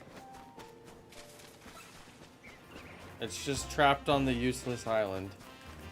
Delibird is like, please make me useful. Please, I'm begging you. Delibird has a robot form. Was that even playable? Oh yeah, it was. You could catch it, yeah. That game was so weird. Yeah, it's true. They gave Delibird the robot form because it's so useless that they were like, just do something for Delibird. It's true. They did do that. I can respect that. We need a mega robot form. Yeah, need a permanent evolution for Delibird. Or at least a Delibird baby Pokemon. I mean, a whole bunch of Pokemon got babies that never had babies before. Clefable got a baby. If they can give Clefable a baby after, you know, Kanto had already been out for like years, Delibird can get a baby Pokemon. Although it wouldn't fix Delibird in any way, so it's still kind of, it doesn't really get to the heart of the issue, right?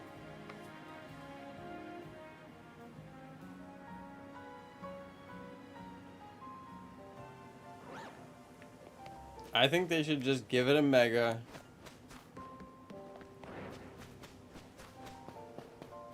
Just do it. The rest doesn't matter. Just give it a mega.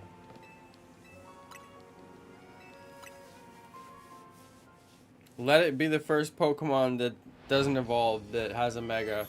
And then give Pikachu a mega while you're at it. Like, who cares?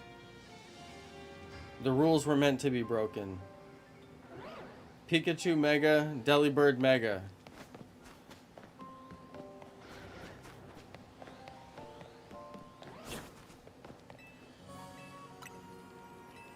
If I was in charge of Pokemon.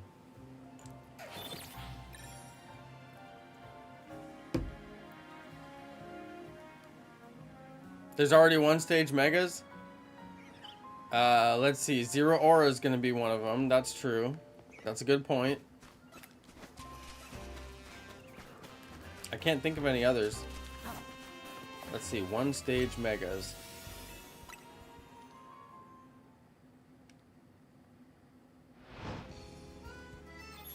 I don't even know. Oh, well, Mewtwo, I guess. Right?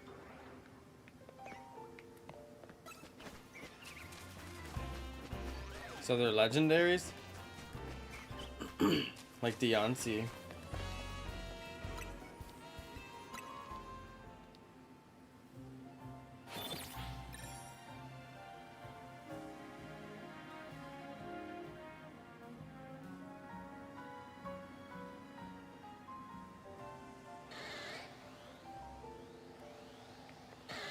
Alpha Squirtle. I really do love to see it.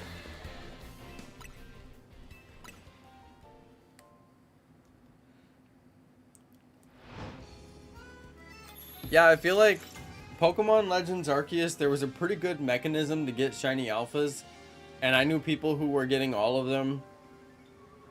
I mean, they were spending their time to do it, that's for sure, but like they were definitely doing it consistently. Like every day they had new shiny alphas to show. And like, depending on, you know, if you weren't that picky and you just took what the game gave you, you could get them, you know, pretty quickly. And I thought that was pretty cool. I was like, huh, wow, like, getting a lot of shinies, like. It made me realize that I wasn't playing the game as hard as, like, it could possibly be played. But I didn't have the time for all that either. That was some, like, serious time commitment, but it was still pretty cool. Now, this game, though, I'm not so sure. Like, how would you get all the shiny alphas? It would take so long to get some shiny alpha, to get most of the shiny alphas, because there's not that many static opportunities. I mean, there's these ones here, but it's only like the 28 species or whatever it is. Yeah, it just seems kind of crazy. Yeah, Absol, Mawile, Dave Norris. Yep, good point. Legendary trio. Wait, Groudon has a mega? That's pretty cool.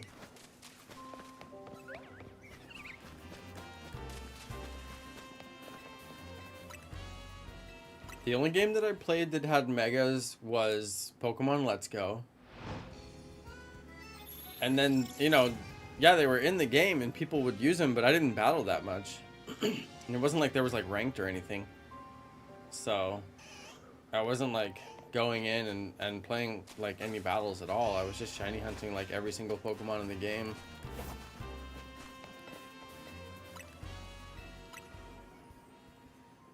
And then Legends Arceus was like the next really good game for the Switch. It was like Pokemon Let's Go, and then basically just forget everything else. And then Pokemon Legends Arceus. Like, those were my bangers. Those are the ones that I was like, yes. But I did not do the Shiny Living Dex in Legends Arceus. It's not like I can't finish it. I could always go finish it. It's always there for me, right? Maybe that's what we'll do when we get bored with this game. Go back and play Legends Arceus for the nostalgia. Anyone? For the nostalgia? Yeah, I could finish my Shiny Living Dex. I'd certainly be happy to do it. But I don't know about Shiny Alpha Living Dex. That's on another level. That's crazy. Pretty impressive, though. For the people who did do it. But I just wonder, though, like, is it a massive difference? Like, I don't know that you could really do it for this game without the massive mass outbreaks and the second stage mass outbreaks where they would give you like alpha spawns of whatever outbreak you were at. There was basically a way that you could farm alpha spawns. Like, you could get alpha spawns, and then with permutations, then you could just run through the permutations and see if a shiny was in there. I knew people who were doing it. I knew people who were getting, you know, just pulling shinies out of that game. For me, the permutation thing was just... it was just a step too far in terms of, like, complexity. Like, I did it a few times, and I got the shiny doing it. I got shiny Alpha Cleavor, which I really wanted to have. I didn't actually know it was going to be Alpha. It just happened to be Alpha, the one that I got shiny. That was, like, truly lucky, but I was just hunting for the extra Cleavor spawns and going through the permutations. Because it was a Scyther mass outbreak that had turned into Cleavor for the next wave. And just happened to be a shiny Alpha as one of the permutations. But yeah, that was truly lucky. That was like pretty much my only permutation hunt, and even though it was successful and it was really exciting to get my target, I was like, this permutations thing is just like, I cannot live my life this way. It's too complicated for me. I'm not gonna do it. So yeah, I didn't do any more that were like that. I don't think I did. I don't remember if I did. I'm pretty sure I didn't. Hey, congrats on your second place. That's all you need to get a rare ball and get you. Yeah, Mewtwo has the 2 versions. That's right, Jasper. We were talking about Pokemon that don't have any evolution, that are like a one-stage Pokemon, like a legendary, that have mega evolutions. But there's some that are not legendary too, like Audino. Great example.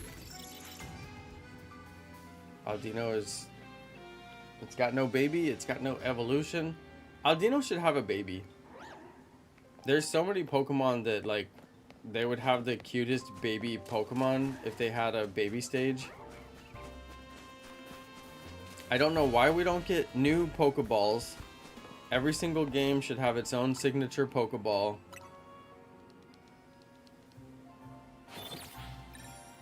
Every single game we should get a new ball.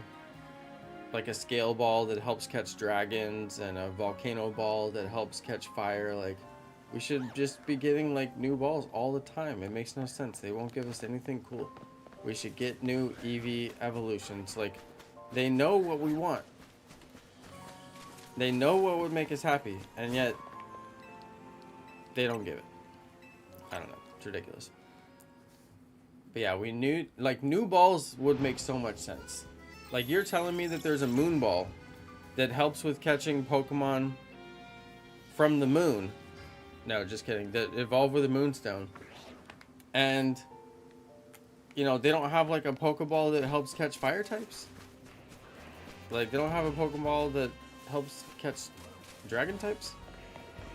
That makes no sense. But there's a Moon Ball that's like only for Clefairy, basically. And there's a Sport Ball. You know, like the most little known ball, right?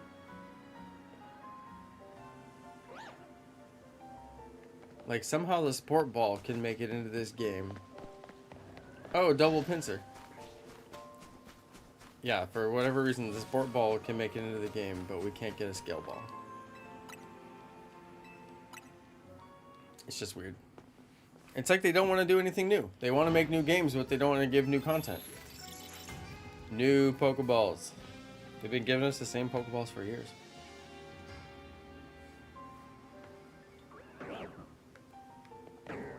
I can live without new evolutions, but I mean, a dragon type evolution would be so awesome.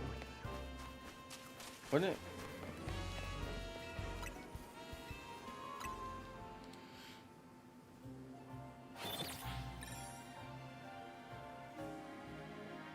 Oh yeah, Boomerang Ball. See? There's all kinds of like awesome fun ideas. They could do so much with new balls. I mean, they could go super basic. Oh, nice, Gardevoir spawn. They could go super basic and just do like fire type ball, you know, psychic type ball, fairy type ball, and just make them look like the type, you know, what you would expect, you know, like a flame ball, and it looks all fiery or something like that. That'd be cool, you know. But then they could also go like super, like not basic and do the most, and yeah, make like a boomerang ball that bounces off like multiple times, gives you multiple catch attempts. That sounds awesome. That sounds great. Like everybody would use that ball. People would be like, this is great. But no, we don't get any new balls. I mean, when's the last time they made a new Pokeball?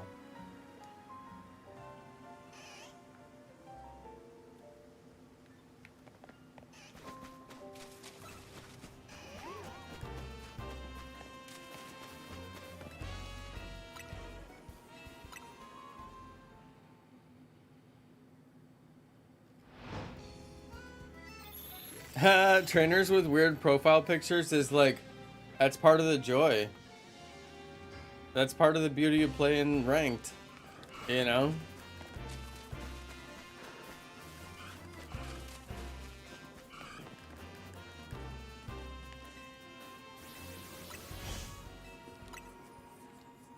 I wanted to make a video of like weird trainer profile pictures, but it would just take too long to get all the pictures put together, and also they're not big enough, so if I was gonna take them full screen, they'd be so pixelated, it just would look terrible. Which is too bad, because sometimes they're funny. I mean, I guess I could just do the full screen of like all the other trainer images too. It wouldn't be the worst. Some of them are quite funny. I could probably make that video, it wouldn't be too hard. From like stream replays.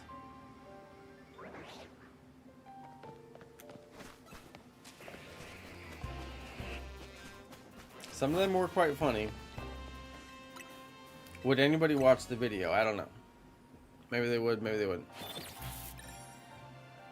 It's definitely one of the more entertaining parts of doing the ranked live stream. When we do the ranked live stream, looking at all the funny pictures, but they don't stay on the screen for long enough. That's what's terrible. Like, it's on the screen for like a second when you first load in, and then a little bit longer when it shows the final score. But when it first loads in, sometimes I don't even get time to look at all 4 of them because it goes so fast. What are you supposed to do? The Beast Ball was the last main series ball I can remember being new. Thanks, Dave. That's a great comment, and I really was curious. I believe Beast Ball was the last time from Sun and Moon. It makes sense. I mean, it had to be a pre-switch, you know, game, because like since I've been playing, there have not been any new Pokeballs, because I would know, because people would be like, this Pokeball is new. You know, like somebody would say it. If it was new, people would be falling over themselves. They'd be like, oh, it's a new Pokeball.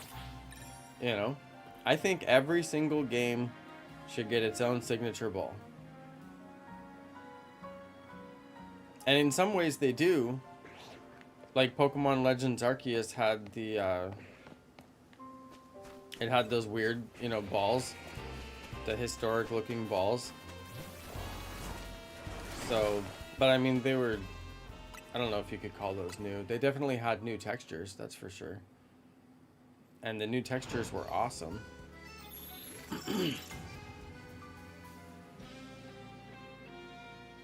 New texture for Pokeball? I mean, they did it for Legends Arceus. Why can't they do it again? I don't know if people would go for it. Oh no, the Gardevoir spawn ran away. That's like the worst. Oh dear. We may not get that spawn for like the next 5 minutes. Yeah, the jet balls are really cool. Yes.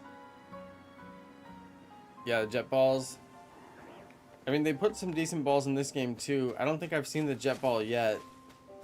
They're usually pretty good about putting like, you know, all the balls in some way or another, making them, you know, craftable or available. Yeah, we'll see. Right now from ranked you can get friend ball, lure ball, love ball, moon ball, heavy ball,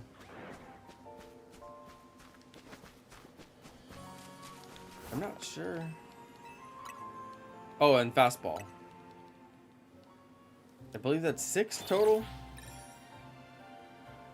Now, from what I'm told, they're apricorn balls, and I've been calling them that, but I don't even know what that means. You know, if anybody wants to enlighten me, I'm always ready to learn. But yeah, I've seen them referred to as apricorn balls, and I'm like, that's fine. If that's what they are, and it seems pretty consistent, that's what everybody calls them. And I've seen that in like Sword and Shield too, you know, like the apricorn ball crafting, stuff like that. They actually had apricorns in that game where it made a little bit more sense. But I don't know what makes them apricorn balls, aside from they probably came from a certain game and they were called that, you know, in that game, and that's what they'll just be forever known. But yeah, I just don't know.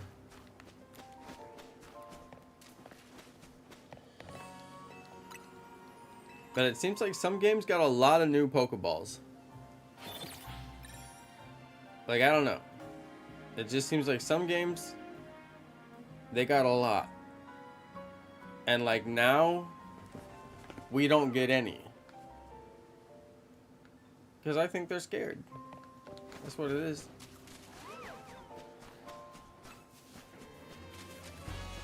They scared. They're too scared to give us new Pokeballs.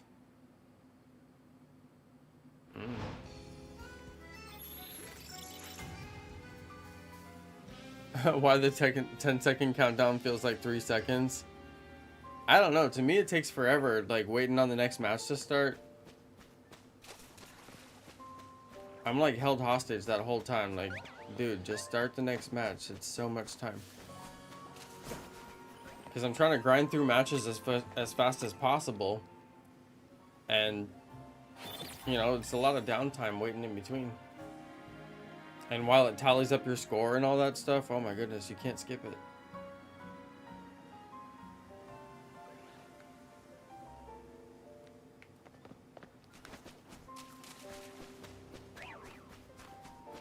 Okay, I made the Gardevoir spawn run, and now I'm getting one less spawn, and it's the one right in front of me, which is the one I got shiny Totodile on. So it's really not the one that I want to, you know, not have anymore. It'll be 5 minutes for that spawn to come back. I thought I was running around it and it wasn't gonna get like scared off, but it must have got scared of me while I wasn't looking, because it was acting normal, and yeah, I was close enough that I scared it. Gotta be careful. Gardevoir will run. And in Pokemon Legends Arceus, it was actually kind of a whole thing. It was pretty hard to catch shiny Gardevoir, and I think a lot of people failed it.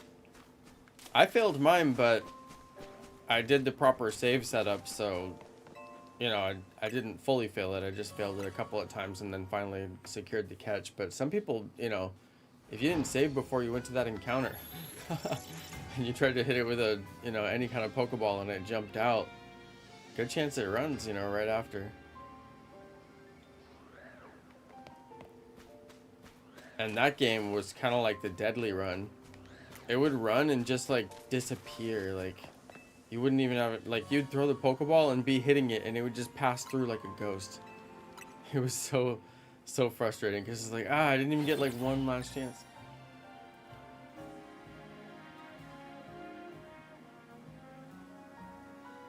But if you saved properly, you wouldn't lose shinies. That's why.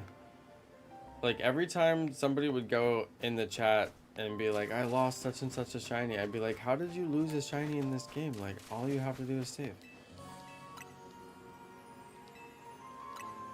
How many shinies so far? Saitama, 0 for this stream.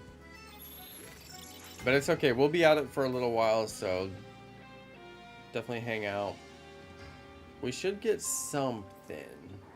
Although I scared away one of the spawns, I'm really upset about that. I probably got like another 4 minutes before the spawn comes back. The bench is just right in front of the spawn, so if there's a Gardevoir there, you gotta avoid it. And then usually they'll wander away from the bench, but that one just happened to stay close to the bench and I ended up losing it while I was getting to and from the bench. Oh wow, Gardevoir and Roserade, and then we've also got Roserade. Wow, this is crazy. Like, that was like the perfect setup for this little area.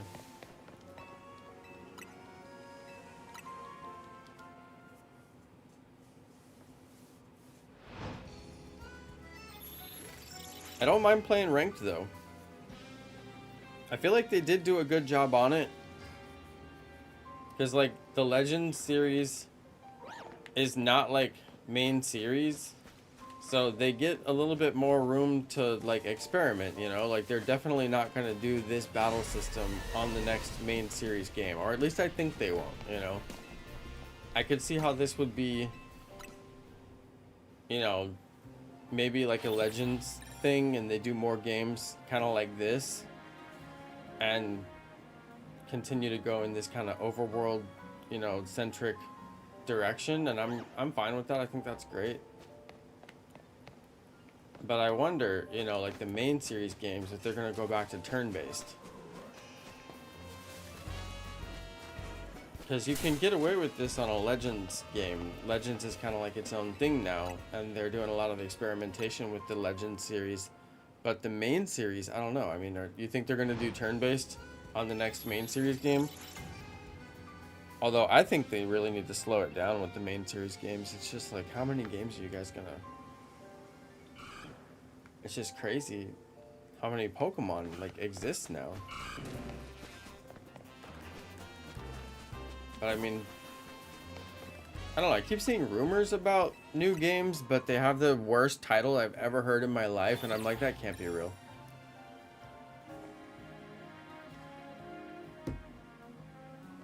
Yo, Shiny Alpha Bagon! Hey, where are you hunting that? Is that over at the Alpha Salamence spawn? I wanted to hunt that Salamence. It looks like fun.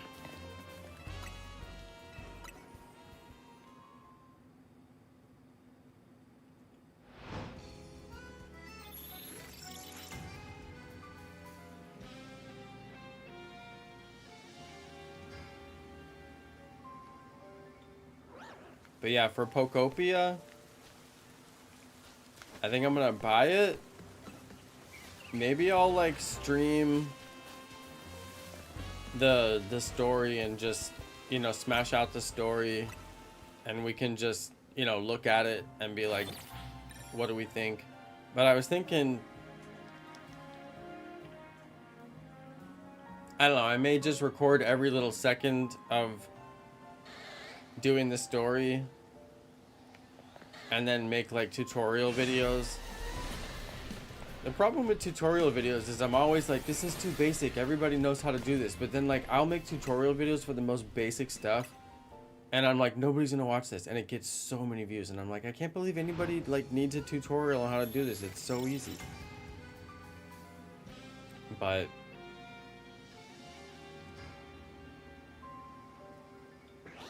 yeah, there's a lot of views to be had just for making every little tiny tutorial video. People don't even get stuck. Like, that's what's crazy. They look up the tutorial before they even get stuck.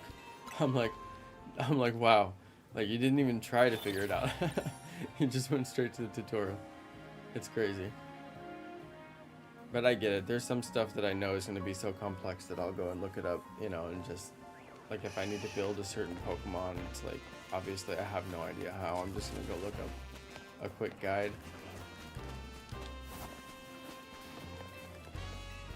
But like one of my 1 million view videos is how to make a second account on Pokemon Go. And that, I mean, admittedly, that is kind of a complex process.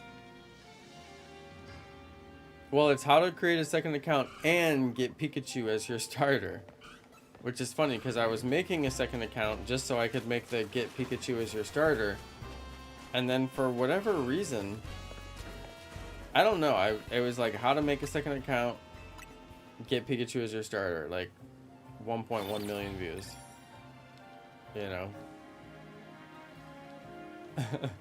And it's really like it's really a video about like the Easter egg of Pikachu. I mean, it really should have been like 2 different videos. One, how to make a second account and like manage and have your second account. And another one, here's this Easter egg about Pikachu, and you can get Pikachu, you know, as your starter if you're in a brand new account. It's just crazy. I don't know why that worked so well. I think because people, like, by the time that you heard about the Pikachu starter thing, you already started your game. And you're like, you're still so early game that you don't care. And people were just like, yes, I will totally throw away my entire progress of like 2 days of playing Pokemon Go to start over with a new account and have Pikachu instead of this Squirtle or whatever, you know? Which is funny because you couldn't even do anything with the Pokemon in those early days. Like you literally, oh wow, double clef key. You literally couldn't do anything with the Pokemon in the early days. Like there was nothing to do with them. Yo, I just picked up a Careful Mint. It's not even that useful, but like that's crazy that there was a mint on the ground. Probably sell that thing. Double Klefki was nice. I'd like to get a shiny Klefki. Hey, what's up, Tricky Things? Doing bench resets for Fennekin. Hey, Dave, good luck. One of the members, Shiny Red, was doing Fennekin, but he only wanted a female for some reason. And he ended up getting like 3 shiny males and just grinding and grinding for the female. I don't know why. And I was like, dude, does it even have a difference? Like, does it look different? And he was like, no. I was like, what? You're doing all this work for a Pokemon that's not even gonna look different? He got 3 shiny males. Just wouldn't take the male. That's alright though, we finally got it. Imagine getting 3 shiny males in a row. I don't even know if the female is like rare or if that's just bad luck. Okay, I cannot scare away the Gardevoir. She finally came back. Only difference is the pink little female mark on it. I don't even know. He said there was no difference, but maybe he was just joking. Maybe he was just being sarcastic. But, I mean, if there's any little tiny difference, then, I mean, to me, it's like, there's a difference. That's fine. You can look right at that spot and be like, yep, that's the difference right there. But yeah, I don't know. You mean the UI? Yeah, like on the summary screen. Yeah, I know what you mean. Yeah. I mean, yeah, that's the only difference, right? Exactly. There's no difference in the actual look of the Pokemon. I mean, there's a lot of Pokemon like that, so it makes sense.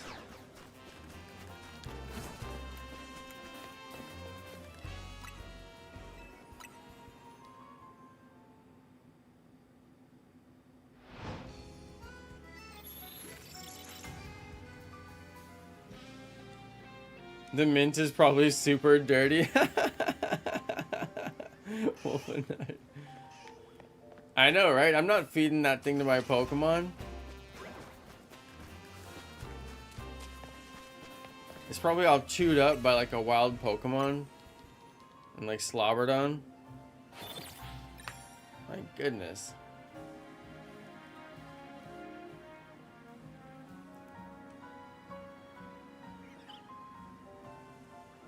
Yeah, it is kind of a feminine looking Pokemon, that's true. And also it kind of, like the way it does its moves, you know, maybe a little feminine too. It looks like a witch, especially when it Mega Evolves. But yeah, maybe that's all on purpose. I mean, Chansey, right? There's some Pokemon that are feminine, right? Aldino? Maybe.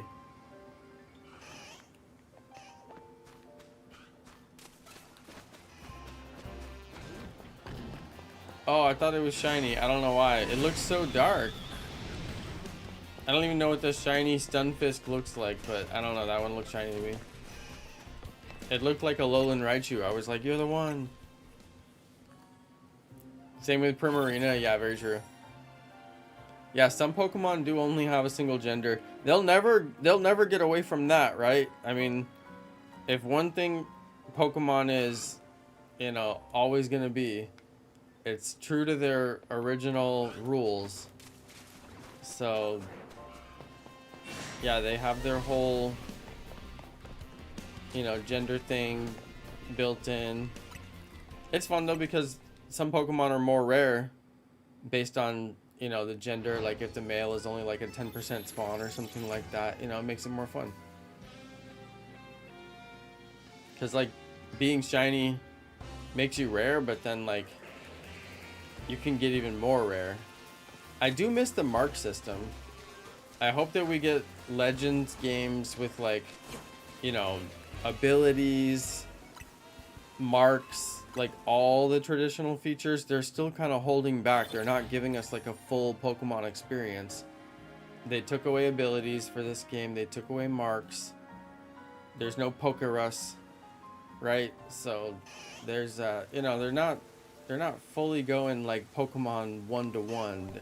But I get it because they're trying so many new features. They don't want to, you know, it's a heavy, you know, development kind of load.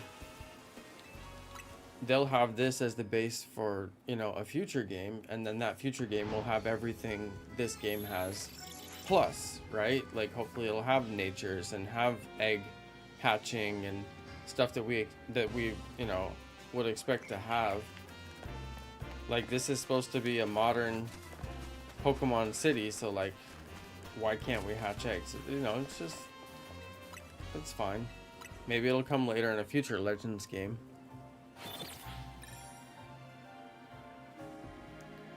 Yeah, female Combi evolving, that better never go away, because that's, you know, that's the whole fun of like trying to catch the female Combi.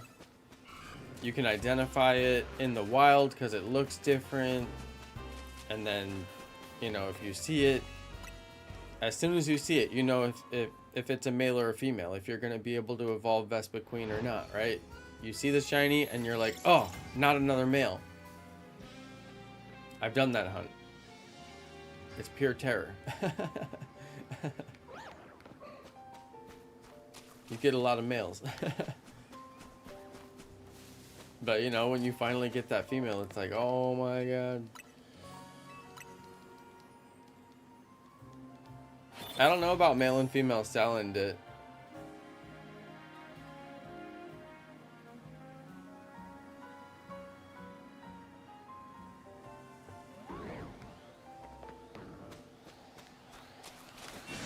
I also like the extra large feature. And the extra small. It's not my favorite feature, but it's expressed better in this game than probably any other game. I was watching a video that was going through like all the size stuff in this game, and there's not like a huge difference between like an extra small and a small. In fact, you almost couldn't tell the difference, like they'd be nearly identical.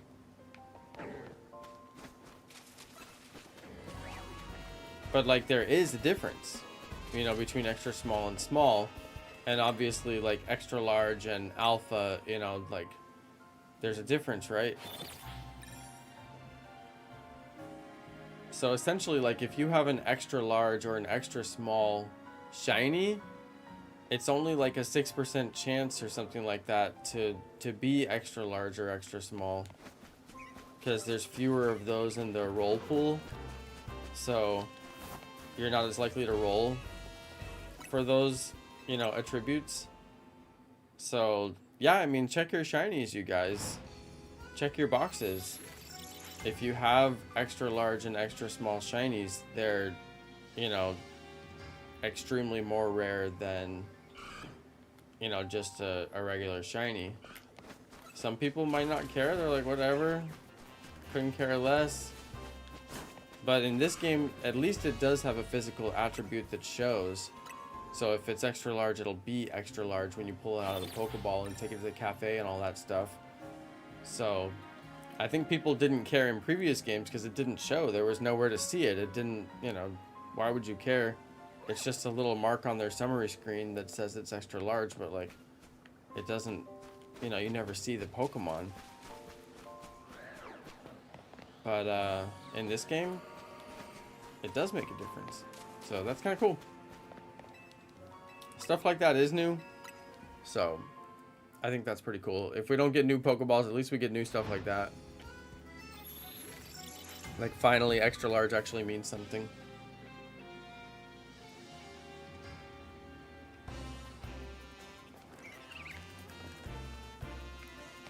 Inkachu, there's no such thing as borrowing money unless you're at a bank.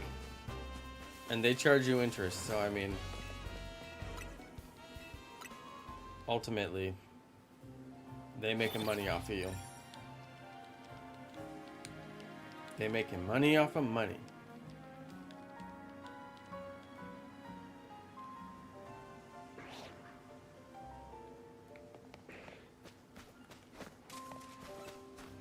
At least we're getting consistent, Gardevoir spawns.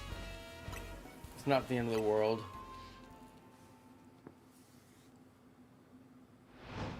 If they were truly terrible, I'd probably have to do something about it, but we see them pretty often.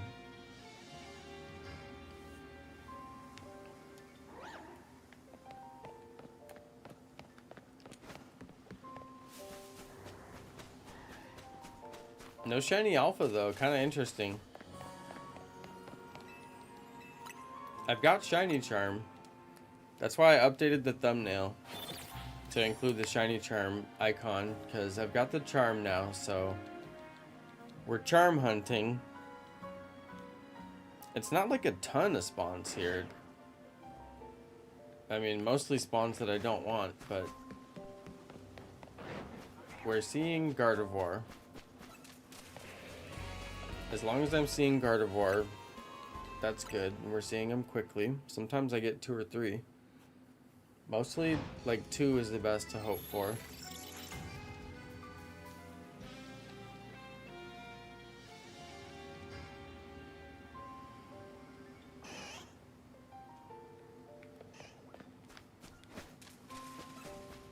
I feel like it's going to be shiny Roserade or just something I really don't need. I would love to get shiny Squirtle and Totodile. Squirtle and Totodile, all good. In fact, I put 2 Totodiles in the thumbnail, but I could have done Squirtle. We're also seeing Bulbasaur and Chikorita. So, good chance that we could... Oh, wow. Alpha. Yeah, good chance we could get shiny Bulbasaur. Actually, we're not seeing that many Bulbasaur Chikorita. They're kind of rare. I think they're more common a little bit further down. But sometimes I'm getting them. Squirtle and Totodile pretty consistently. Roserade more than I would like. Dragalge more than I would like. And Malamar more than I would like, so Malamar, Dragalge, and Roserade are probably like the things I'm gonna start getting sick of seeing shiny along the way on this hunt. I've already got Dragalge once, and that was fine because I didn't have it, so once is great. I'm hoping not twice. Yeah, I don't have shiny Roserade yet. I really don't have much in terms of shinies yet. Mostly some like low-level stuff that you can get in the early game, because I did so much early game shiny hunting.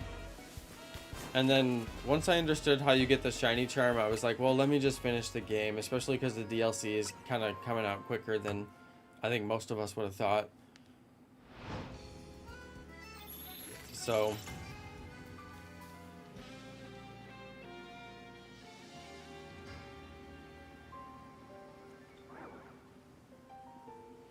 I haven't got as many like high level shinies, like fully evolved shinies, aside from stuff that I evolved myself.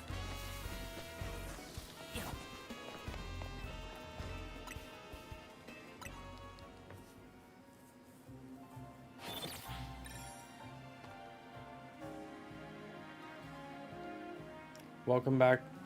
Welcome back, Boston Brat.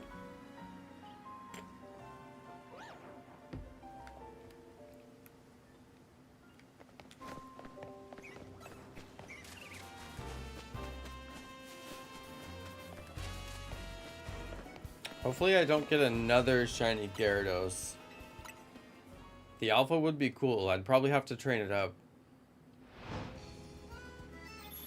but hopefully not. Am I gonna shiny hunt regional variants in DLC? Are we gonna get regional variants?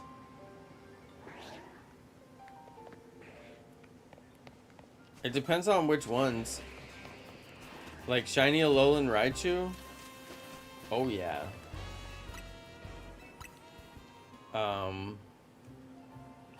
Alolan Marowak maybe?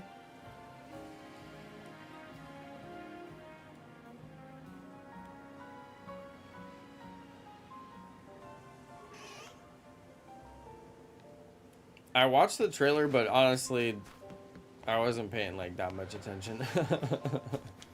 Like, I'll just play it when it comes out, you know what I mean? Oh yeah, Galarian, Mr. Mime. I do remember seeing Mr. Mime. I think I remember seeing Marowak too. I mean, I assume like they're gonna add more Pokemon to the Pokedex, right? One would assume.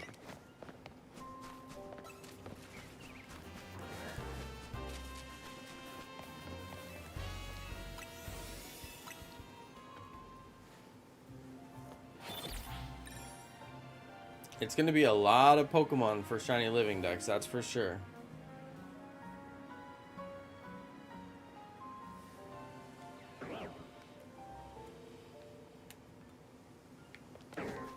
And you guys know I don't stream every night. And I'm not streaming like 6 to 8 hours at a time like I used to with Pokemon Let's Go. I used to stream so many hours for Pokemon Let's Go. It was crazy. I don't know how I did it. I would be like eating snacks the whole time.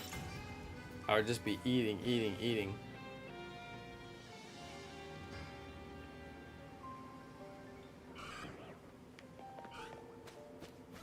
All my shiny replays from back then, I'm always eating. Like, I'm like right in the middle of eating something. It's because I get so hungry when I'm streaming. It takes a lot of energy to stream.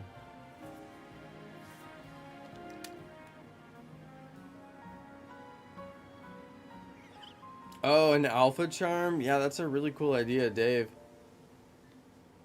Yeah, they had other kinds of charms in Legends Arceus.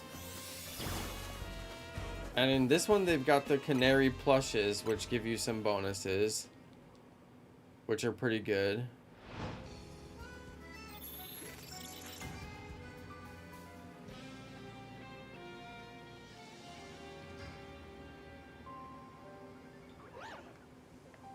I feel like at some point I might have to start a second save file, but then go through and do like certain things.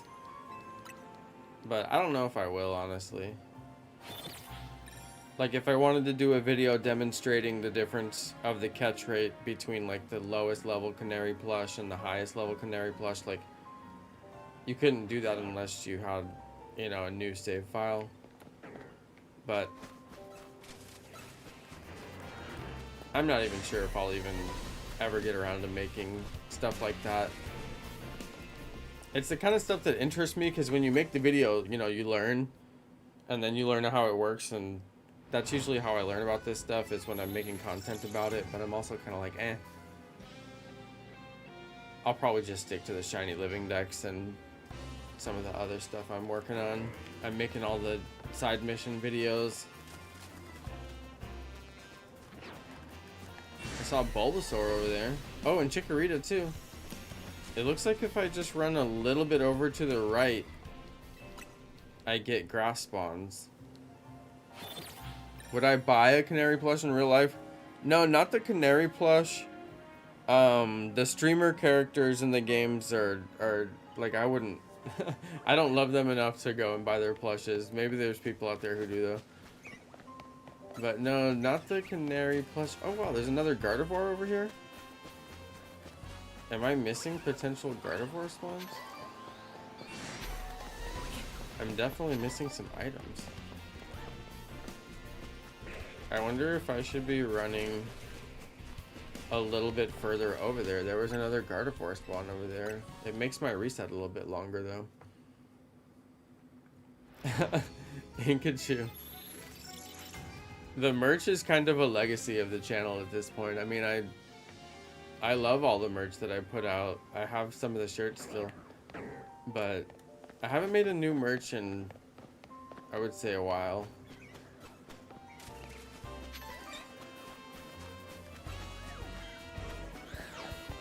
It makes the reset maybe a little bit too long, but I do like the extra spawns over there. But I have bought quite a few Pokemon plushes. I've got a ton. It's crazy. I've got like a decent little like Pokemon themed studio, but I don't have I don't ever use it in my camera setup. Like I don't ever film like with any of my Pokemon stuff like around me.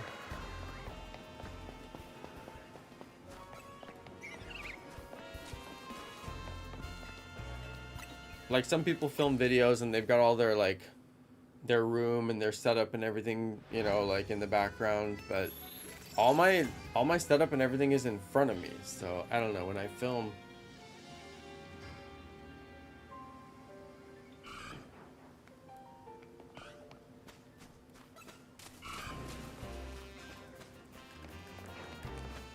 okay, so if I run over here, I get like one extra spawn basically.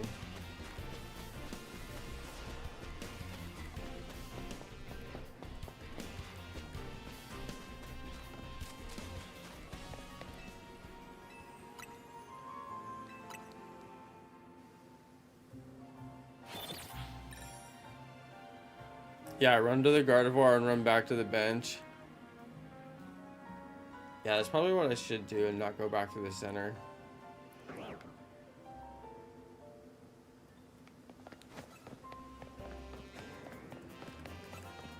I just can't see the other. I have to go a little bit close to see the other spawn, but yeah.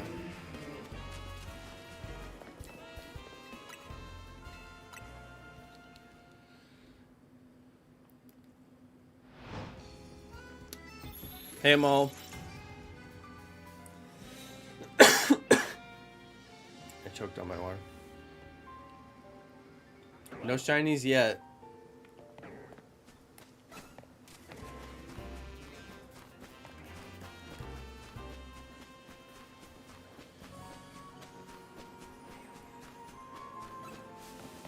Could probably go back and forth. There's a bench over there too.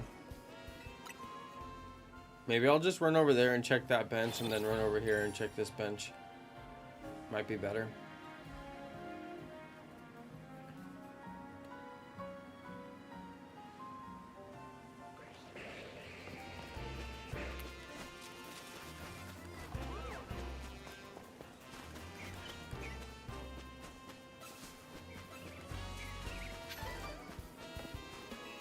Could get shiny Aggron from here.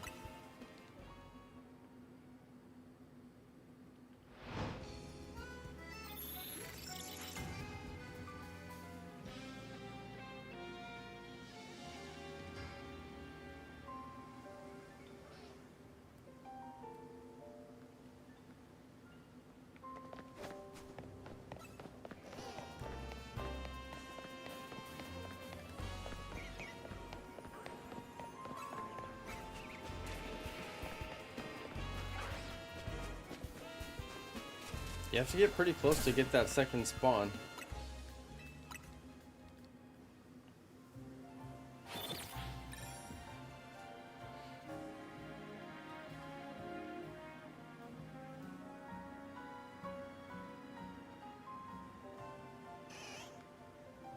Yeah, Bunsey, the soundtrack was really good.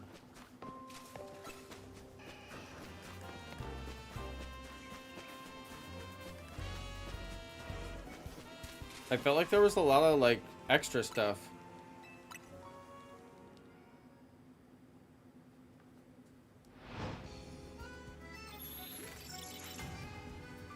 Like there was tons of different variations. Some of them you could barely tell the difference, but I felt like the overworld song was changing like as the game would progress. Because there'd be like little tiny slight variation.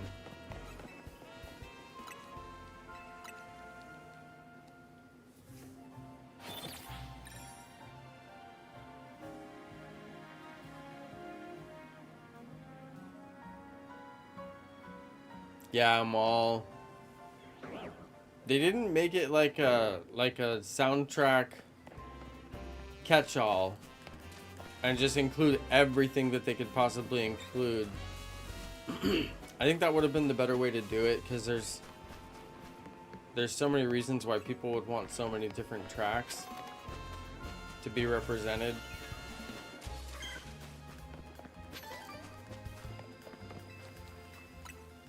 And I say the more the merrier. Make the soundtrack longer, as long as you can go. But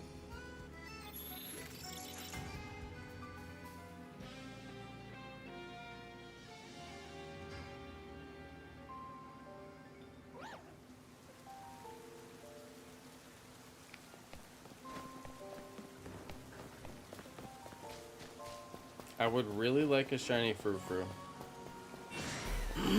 That's one hunt I'm gonna have to do. After I saw all the different haircuts you can get, I was like, this is awesome. I became the frou-frou Elite Four champion. Or whatever it's called. The frou-frou League champion. That was a fun little side quest.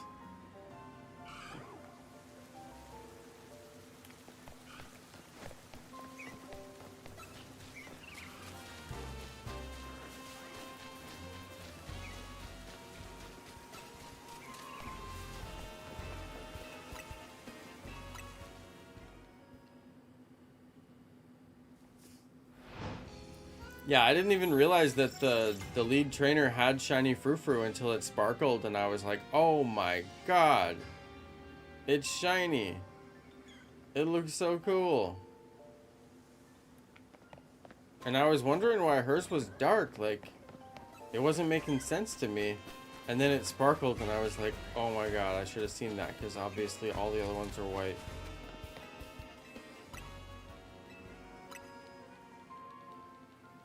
But the shiny is like charcoal.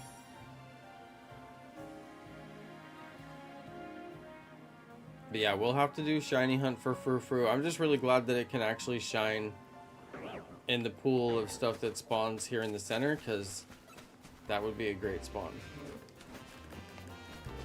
Oh dear, I scared away that Gardevoir just now. She did the sweat drop above her head. Oh no, I scared away Gardevoir. That's the worst. If I get the shiny, I might do the samurai one. But I'd probably have to do a video with like all the hairstyles.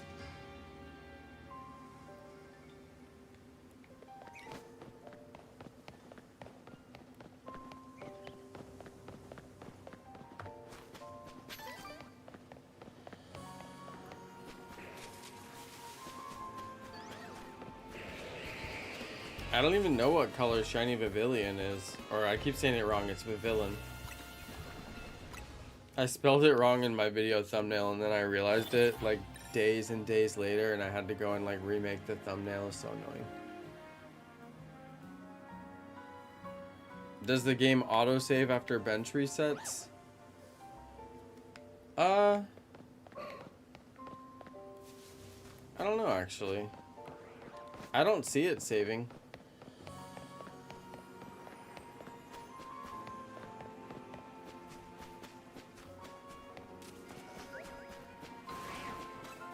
But I know if the shiny is there, like, it won't go anywhere because it gets held.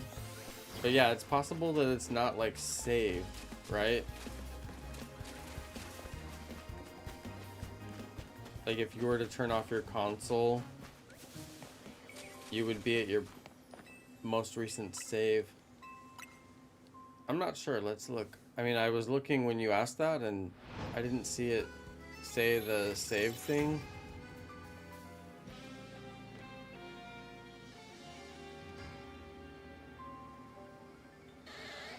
Pikachu, you injured your ankle? Oh, that's the worst. Because it's so hard to stay off of it and let it heal. There's Chikorita.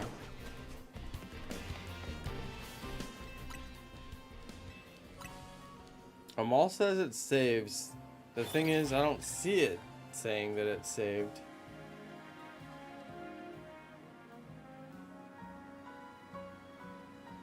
Oh, Amal said it doesn't save. Sorry, I read it wrong, Amal. My bad. It doesn't save is what Amal says. And I was looking at it and it does appear that it doesn't save. The text is very tiny on my screen, alright? I'm sorry. It's very small and far away from me.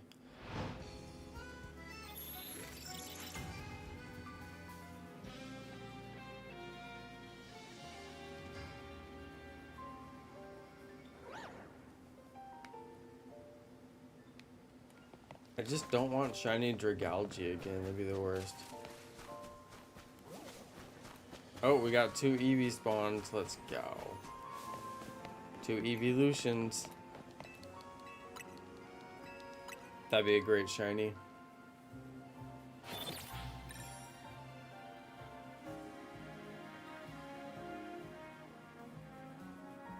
Only the body of the shiny turns white like Scatterbug. Oh wow, the wings don't change?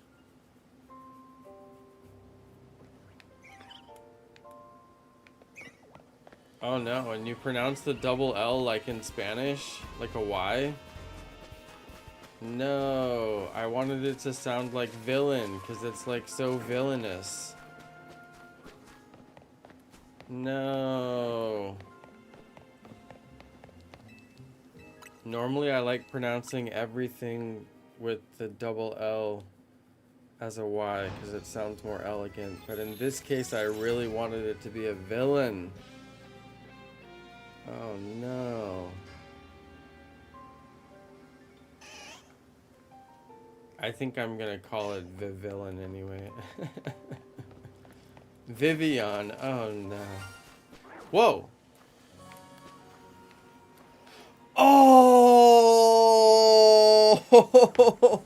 Oh, nice. Yes. You guys, shiny Bulbasaur. Oh, I can't save. Is Bulbasaur targeting me?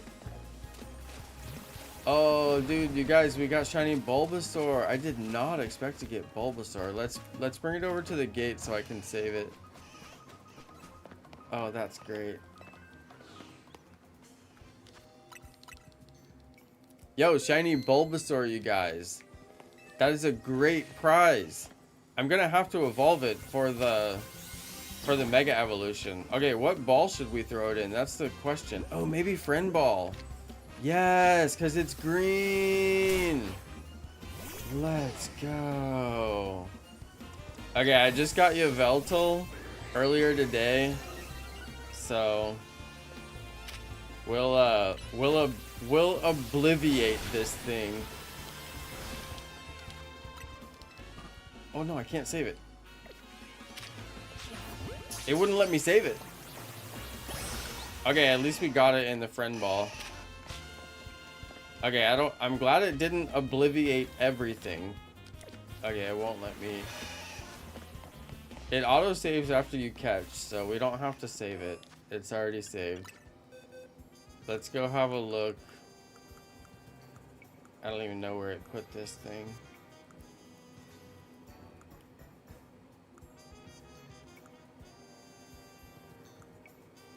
Where's this green Bulbasaur? Foul bat. Yo, where did it put this thing?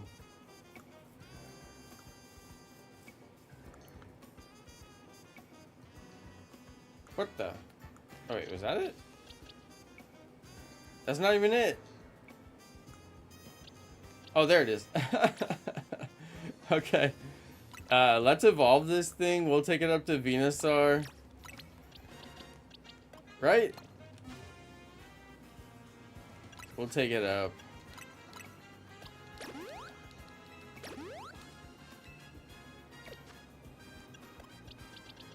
And then I'll probably have to do some kind of a build on it. Let's check the summary before we evolve it. It's a mild nature. No perfect IVs.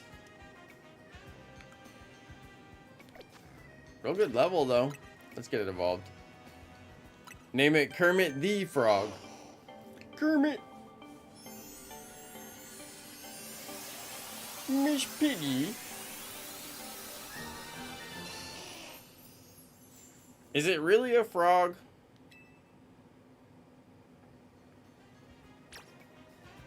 Alright, well, we're going all the way up. Because we got a Mega Evolution here. So, gotta give it the Venusaurite. There we go. Gotta give it Solar Beam.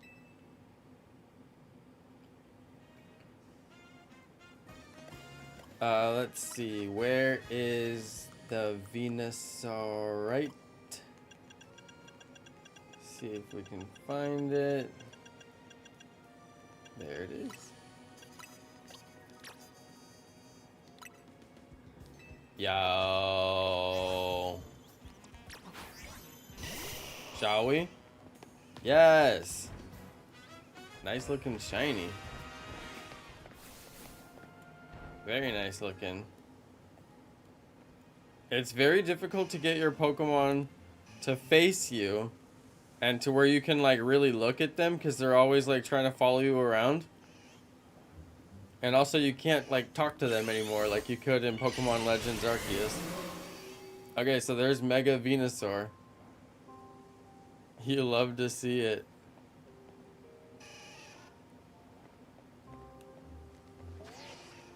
Shall we have a look?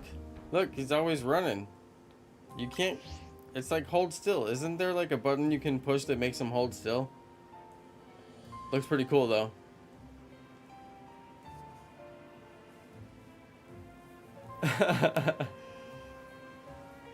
It has Saur in the name, so it's a dinosaur. I know, right? Yeah. Okay, should we name it Kermit? For Inkachu, alright. For being a faithful watcher of literally every single stream. We're gonna name it Kermitite because it's mega. So Gotta give it the appropriate name. Kermitite. In the friend ball! And I like it in the friend ball. I was like, what am I gonna catch in this friend ball? Obviously a green shiny. Yes. Yeah, we got it in the friend ball. We got it mega evolved.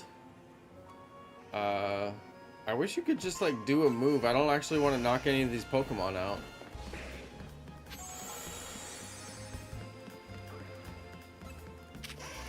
Let's go knock out little Charmander.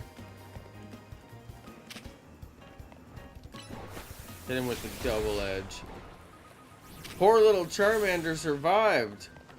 Oh my goodness. Hit him with the sludge wave. Yeah.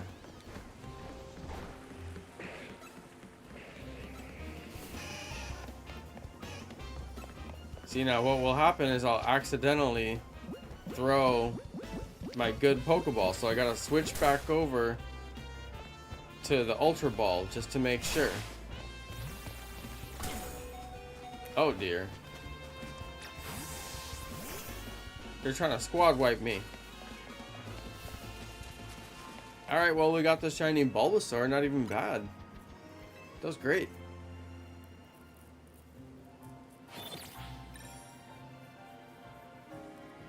Yeah, I want to see the Hone starters return in the DLC. Yeah, they gotta save something for the DLC to get people excited enough to buy it. And you know, they got all the tricks up their sleeve. It's gonna be starters. It's gonna be new Mega Evolutions. They gotta give us some kind of shiny, legendary, like, hunting option, you know? That, like, there's gotta be something like Dynamax Adventures. I was thinking that, I don't know if this is real or not, but they had a really interesting experience at Quasartico where you could go fight a hologram of a rogue Mega Evolution, and the way that it worked was like, I swear you're gonna be able to come over here to Vinny. Yeah, see, look, you can do, like, what happens if you do all of these? Does something happen?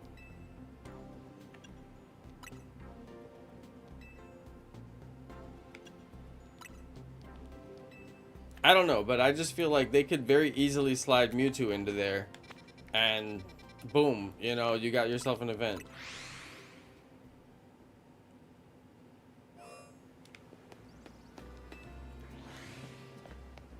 Did I make my gameplay darker? No. It could just be, you know, the difference between your phone and your Switch. Because you're used to seeing the game on your Switch. And maybe your phone is a little darker. Because I don't keep my phone at like full brightness. And if you're in like a dim room, it'll turn it down pretty low. But no modifications on the video. Hey, Katie Gamer. Hello, hello, I'm doing good. I'm getting hungry though. I'm getting hungry.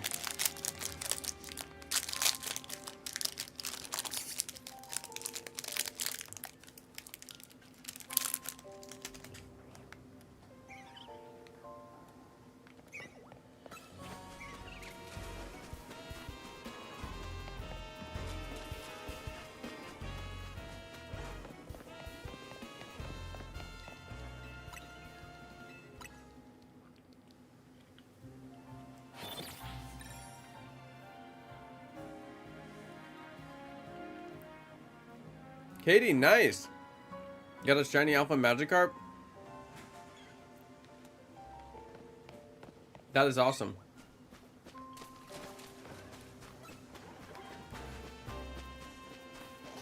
I just got a shiny Bulbasaur.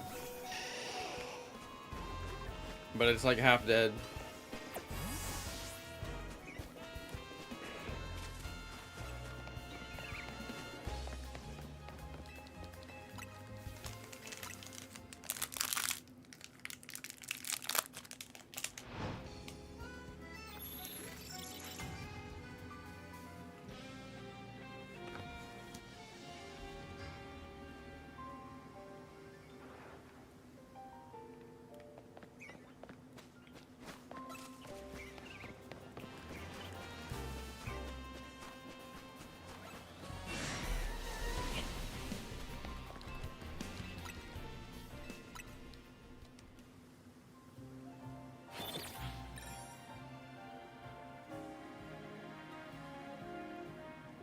Yo, I'm eating healthy snacks, so Inkachu approves. This snack is Inkachu approved.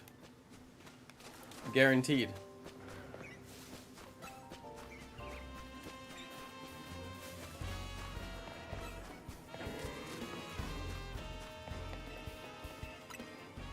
This is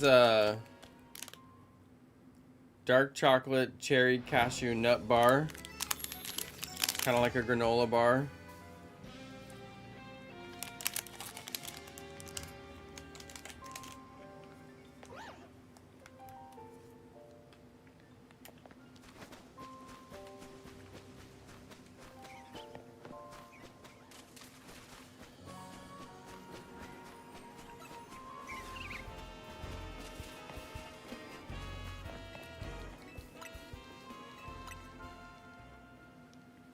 It is really delicious.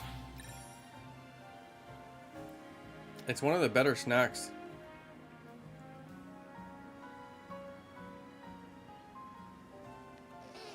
Usually I buy my own snacks, but sometimes wifey brings home something really good, and this one's been really good.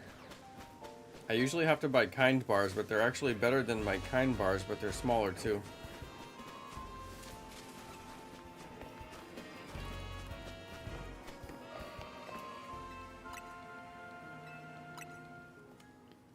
We do have apple pie.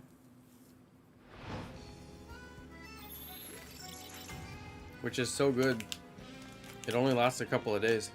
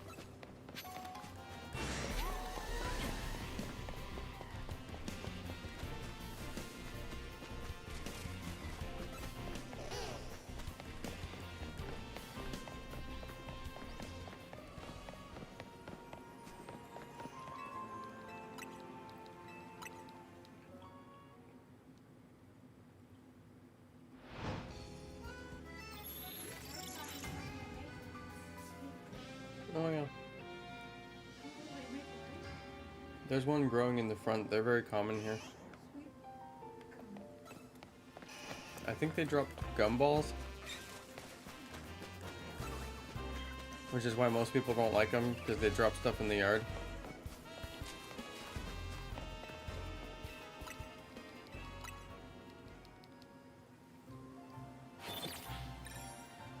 Wifey is saving leaves for her art projects. So she's pressing the leaves and then Googling what tree they're from.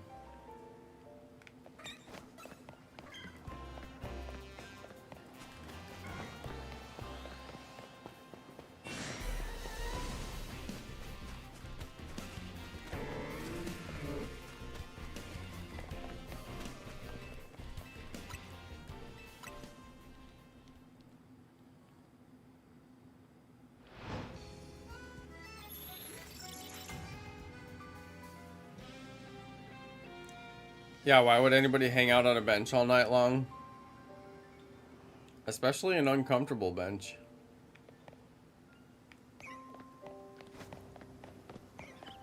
I mean, I would go sleep in a bush before I would sleep on that bench with the metal bars. Seems very uncomfortable.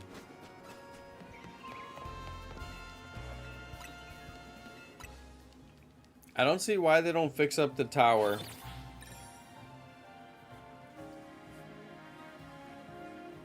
You guys, does anybody,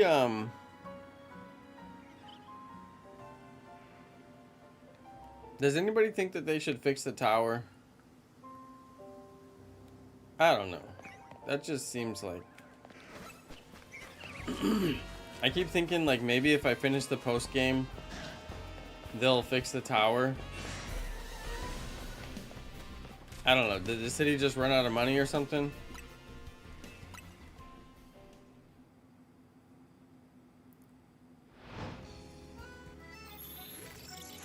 It looks terrible now. I liked it before with all the light. It was like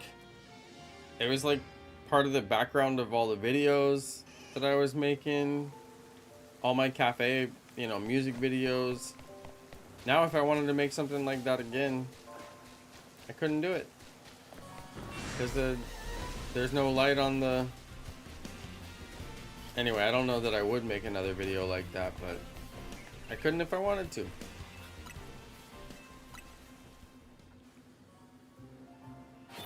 It had all those like disco lights in it. It was all lit up in the night sky. There were certain cafes that you could sit at and it would be in the background. It looked awesome.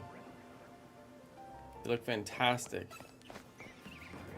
And then they ruined it. I don't know, maybe there's just gotta be something in the DLC or something like that that fixes it. This can't stand.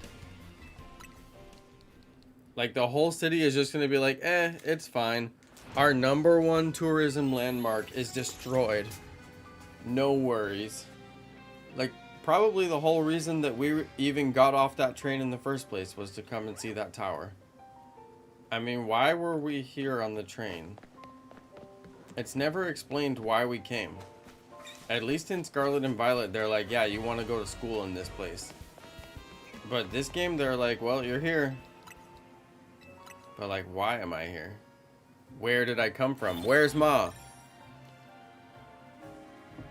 We never got to meet Ma. It's like one of the games where they just don't introduce Ma.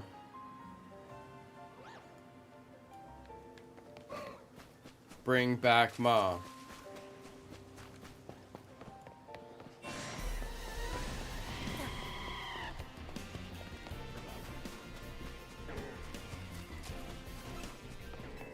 This is a serious topic. What happened to Ma?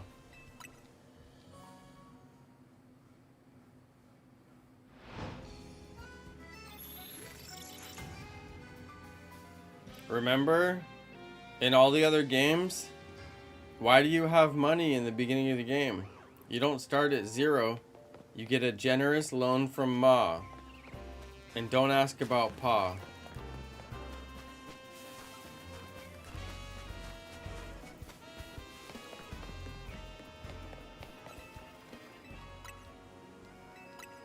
You never ask Ma what happened to Pa.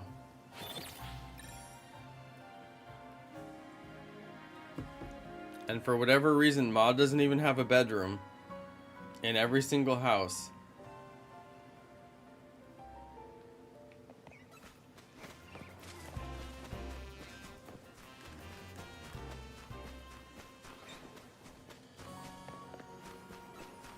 Can she just get a private bedroom and not have to sleep on the couch?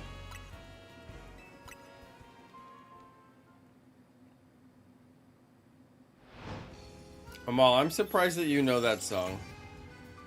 And that is one of the greatest songs of all time. Also, they used to play that song at the skating rink. And everybody would go nuts. And go skate. They had like certain songs that they would play at the skating rink and like everybody knew it was time to get on the floor. Because it was about to go wild. And they would always play that song. It was like standard. Ma has a bedroom in some of the games. I gotta know. I gotta know which game she has a bedroom. This is news to me.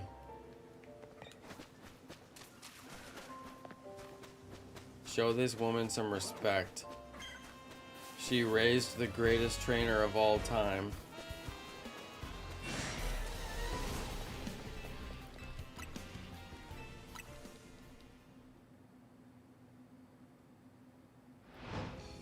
No, Tricky knows the song. He just wants me to sing it.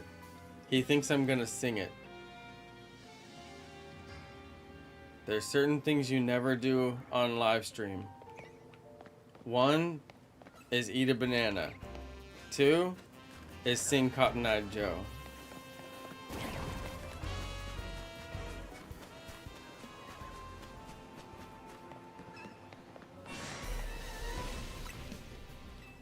What, you have Charlie Brown?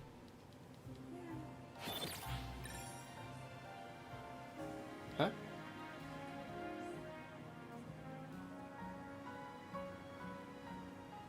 They did their best.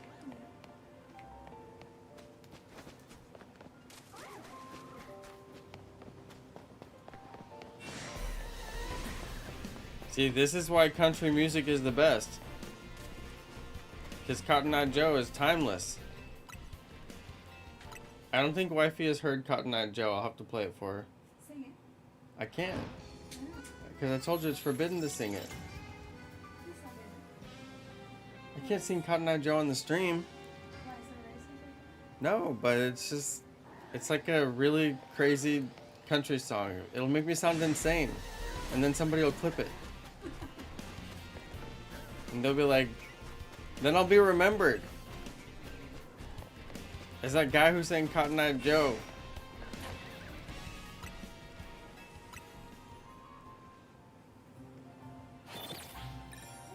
Look what I got from her. Look what I got from her. Bug. That was on her. Is it moving? Oh! It's a flea! Oh my goodness. She got it from the bed, probably. Oh my god, that flea was huge. Well, it was quite I big. should've Did you see where it snapped went? I think it went on the ground. What are we gonna do? Well, see if there's any more on her. Now it's gonna bite me. Sorry, this is absolutely atrocious. What are we gonna do? When you saw you had a bug, why didn't you squish I it? just didn't know what it was. Sometimes I think I see a bug and it's not. So Well, now you let it free. oh no. What happened to your flea trap that never worked because there was never a single flea? Guys, Wifey got this crazy complex flea trap that has like a light and everything on it. And then there was never ever a single flea, so it was just like... It was just running and running and running. But now, she combed the cat and a flea jumped off of it. Oh my goodness, that's why she yelled. Did you hear her?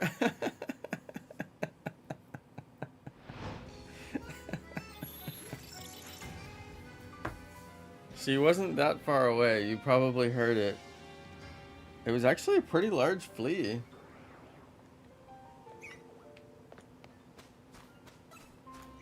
Our cats do go outside, so it's possible that they have a flea jump on them from time to time. And actually our cat was in somebody else's yard earlier, which is why we're not going to let her go back outside tomorrow, because she's going too far away. But it's possible that they had a flea in their backyard or something like that.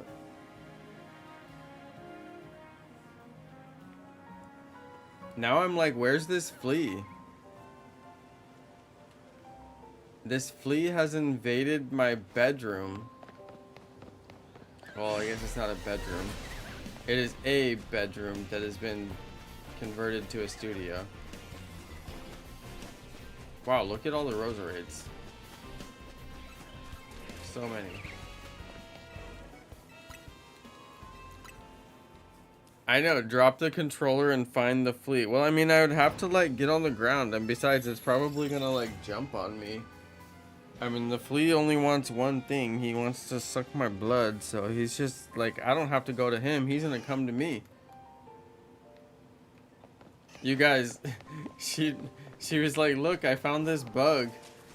And then she held out the little, it's like a flea comb that if you comb the cat like that, it pulls the fleas off of them. Which, like, they never have any fleas. We actually just use it to comb them because it gets their hairs off, like, nicely. But, Wifey was obsessed with the cats having fleas, even though they never had any fleas. And she bought, like, the flea comb, and she bought the flea light. Oh, you got it? Yeah, yeah. We'll set it up out there. No, set it up out there. No, over here. The flea is in your room. It has to be here. Plug it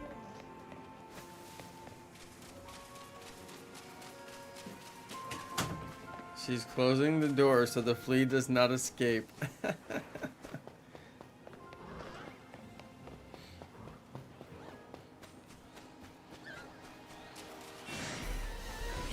Where did the flea come from? Where did the flea go? Where did the flea come from? Cotton Flea Joe. Where did you go, Cotton Flea Joe? In my carpet, long time ago.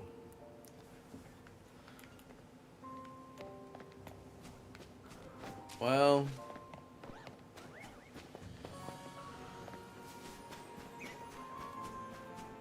now I live with a flea. It was a big flea. I'm gonna name him Cotton Flea Joe. And I don't know, wherever this flea is, he's probably gonna hop on my toe.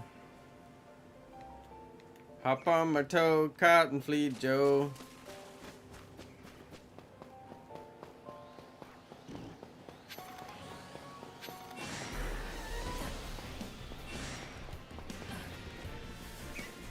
I mean, that's what he's gonna do. He's gonna hop on my toe. He's gonna bite me.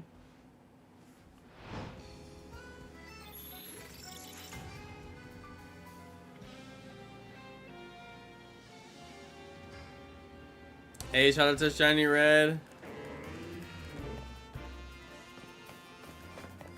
Wifey gave me this light to plug in.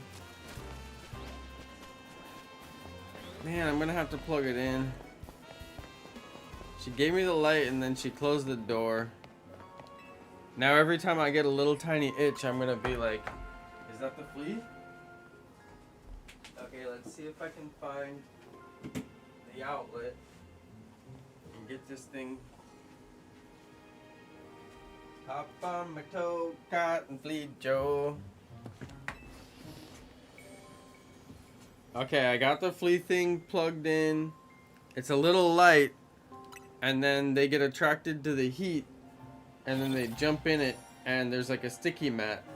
And I swear, she had this thing out in every room for like months, and there was never a single flea. Like, she was just convinced of like the idea of a flea. But anyway, today we have a real threat. So we're totally prepared for this threat.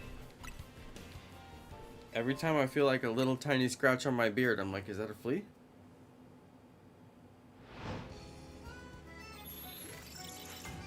I almost squished him too. He was too fast for me. He was too fast, too furious. Whoa! You guys, I found the flea! You guys, I found the flea! You guys, I found the flea! I found it! Boo, I found the flea! I got him! I'm trying, but they're so strong, I can't squish him.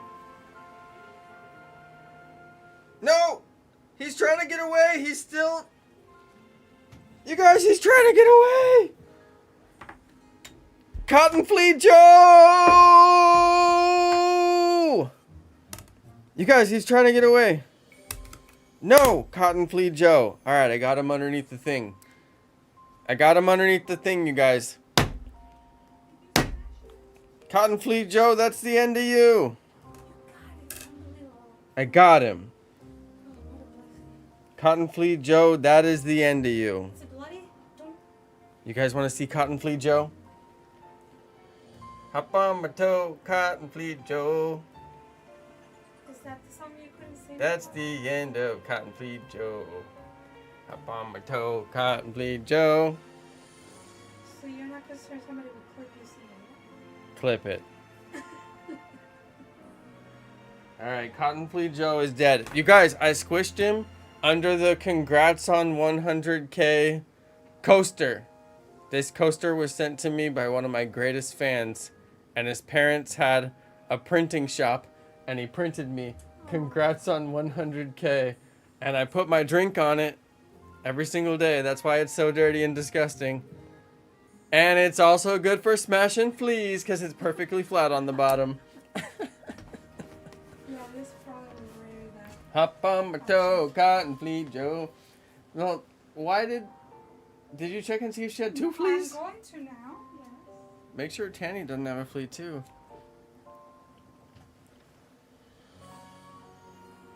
All right. Cotton Flea Joe took a huge L. He hopped on the wrong cat. I actually don't know where she is. After the flea fiasco, she's probably scared hiding somewhere. She's probably scared of having another flea.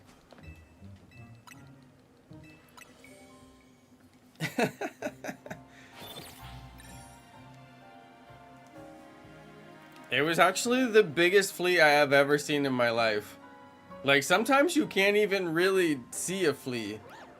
You know, like you barely see it, or, you know, like, but this, like, I'm telling you, everything is bigger in Texas. They are not lying. I think it's because we're closer to the equator. And so it's warmer, and it's like the dinosaurs, man. Like, wherever it's warmer, stuff gets bigger. But yeah, that flea was huge. That's a Texas flea right there. All right. That thing, that's the first flea I have ever seen in Texas. And I will say, it's been a long time since I've actually seen a flea. Because I grew up po, all right? We were po. So I definitely knew what a flea looked like. And they hop and they jump and they got their little legs. You can identify them, but that thing was huge.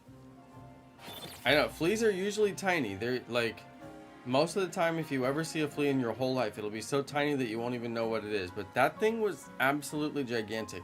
And the thing with trying to kill a flea is it's really difficult because they have, like, their exoskeleton is like super strong.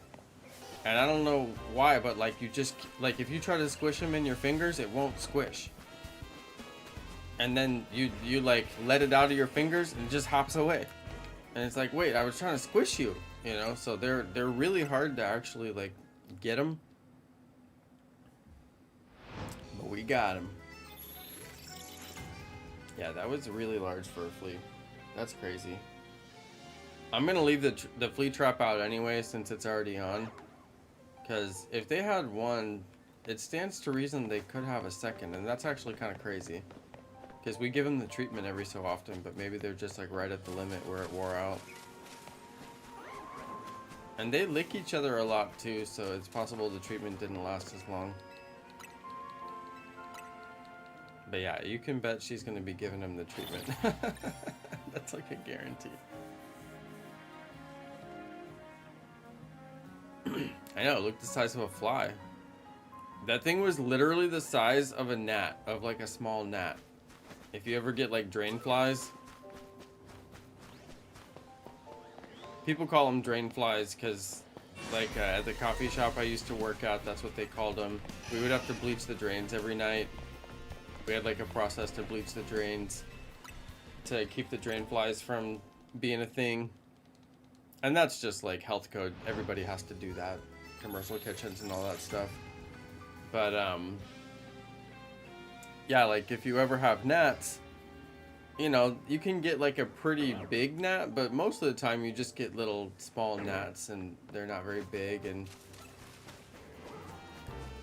that flea was the size of a small gnat. Not a big meaty gnat. You can get some pretty big gnats. Sometimes you see a big one and you're like, whoop. But no, that flea was the size of a small gnat for sure. Inkaju, I don't think wifey needs any help. I think she's good. I don't know. What help did you think she needed?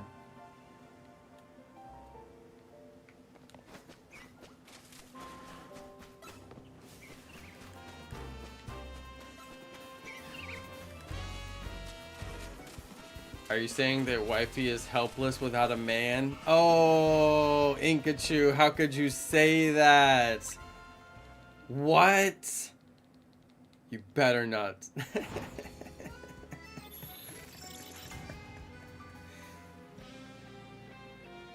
Why do I love to roast Inkaju? I don't know. I don't know. Maybe because he's always roasting me.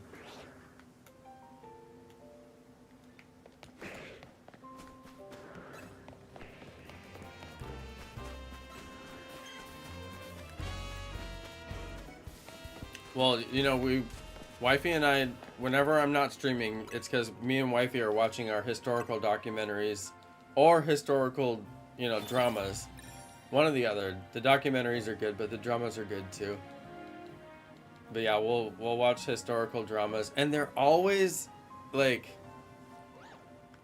it's like at one part they have all these like diverse characters that like obviously is not historically accurate, but then they'll do all this other stuff where like the men like do all this crazy stuff to the women, and I'm like, which is it? You want to be so historically accurate over on this part, but like not at all over on this part. It's just funny though. We still watch. Yeah, Inkachu's always roasting Shiny Red. That's true. Shiny Red's just forever getting roasted by Inkachu, especially when they play Smash. Shiny Red just roasts him sideways and 6 ways from Sunday. He's just fully roasted.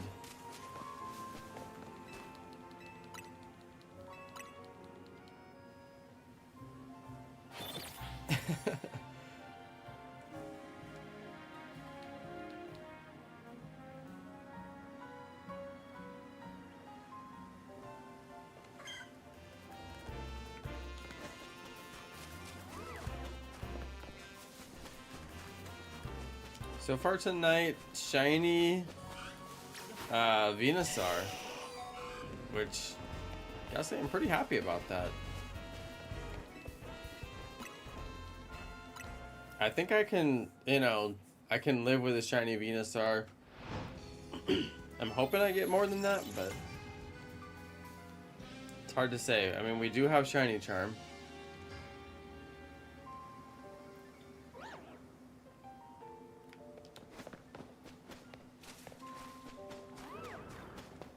If it's a shiny Frostlass, it'll have a purple ribbon. That's what I was trying to remember yesterday, thanks to whoever reminded me. Purple ribbon. That's what you're looking for on the Frostlass.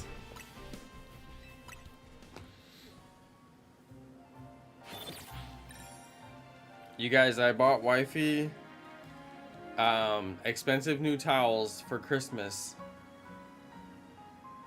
But then she guessed what I got her. And plus one of the towels was for me. So I had to give Wifey her Christmas present early. See, this is the thing about when you buy Christmas presents. For me, I can't buy them too early, because then I just end up giving them. And then I gotta get more presents for actual Christmas. Does that ever happen? I feel like that happens to me a little too often.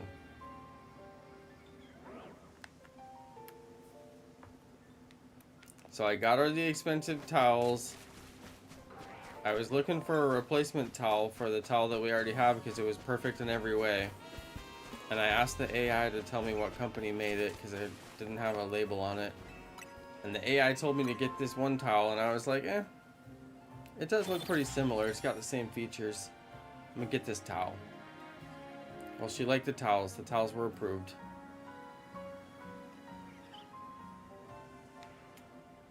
But they did not last until Christmas. Oh, double Tyranitar. That's incredible. If only one was shiny.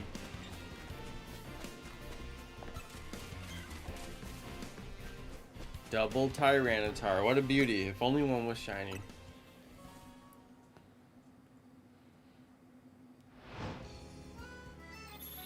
Just found shiny Bulbasaur. Inkachu. Nice. Are you hunting the same spot I'm hunting?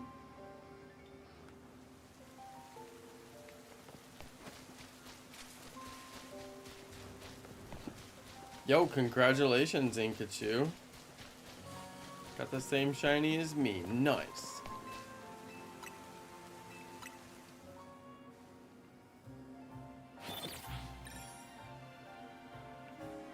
Yeah, I was a little too excited about that Tyranitar.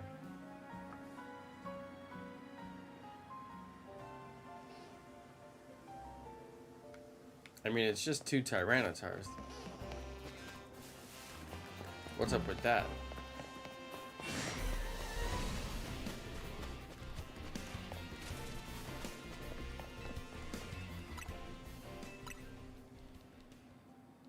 Yeah, I named it Kermit.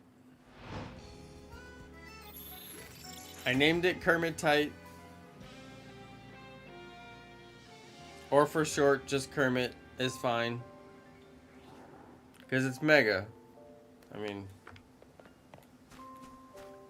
show some respect. Oh, I wish I would get Sableye. That'd be a fun one. I don't know, I must have made the spawn over there run because I'm missing a spawn now.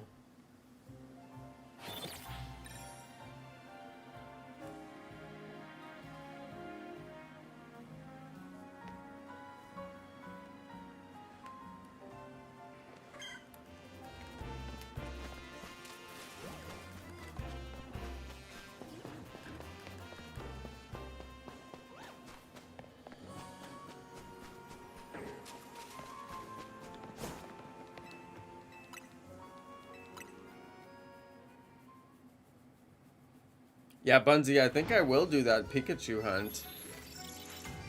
Is it... It's a roof hunt?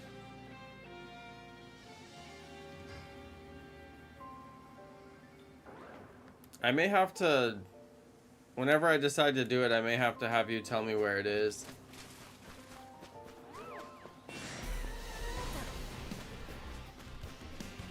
I'm getting a pretty good amount of Gardevoirs. It's not bad, really.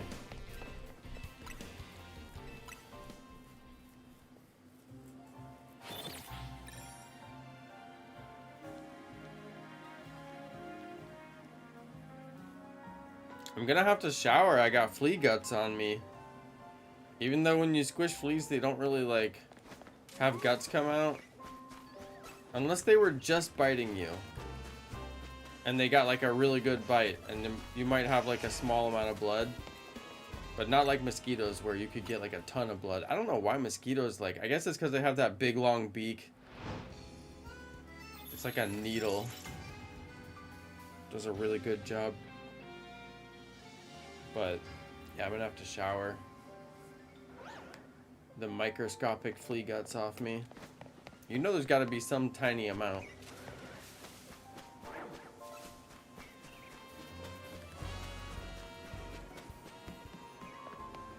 The guts of the fleas. Gross. That's disgusting.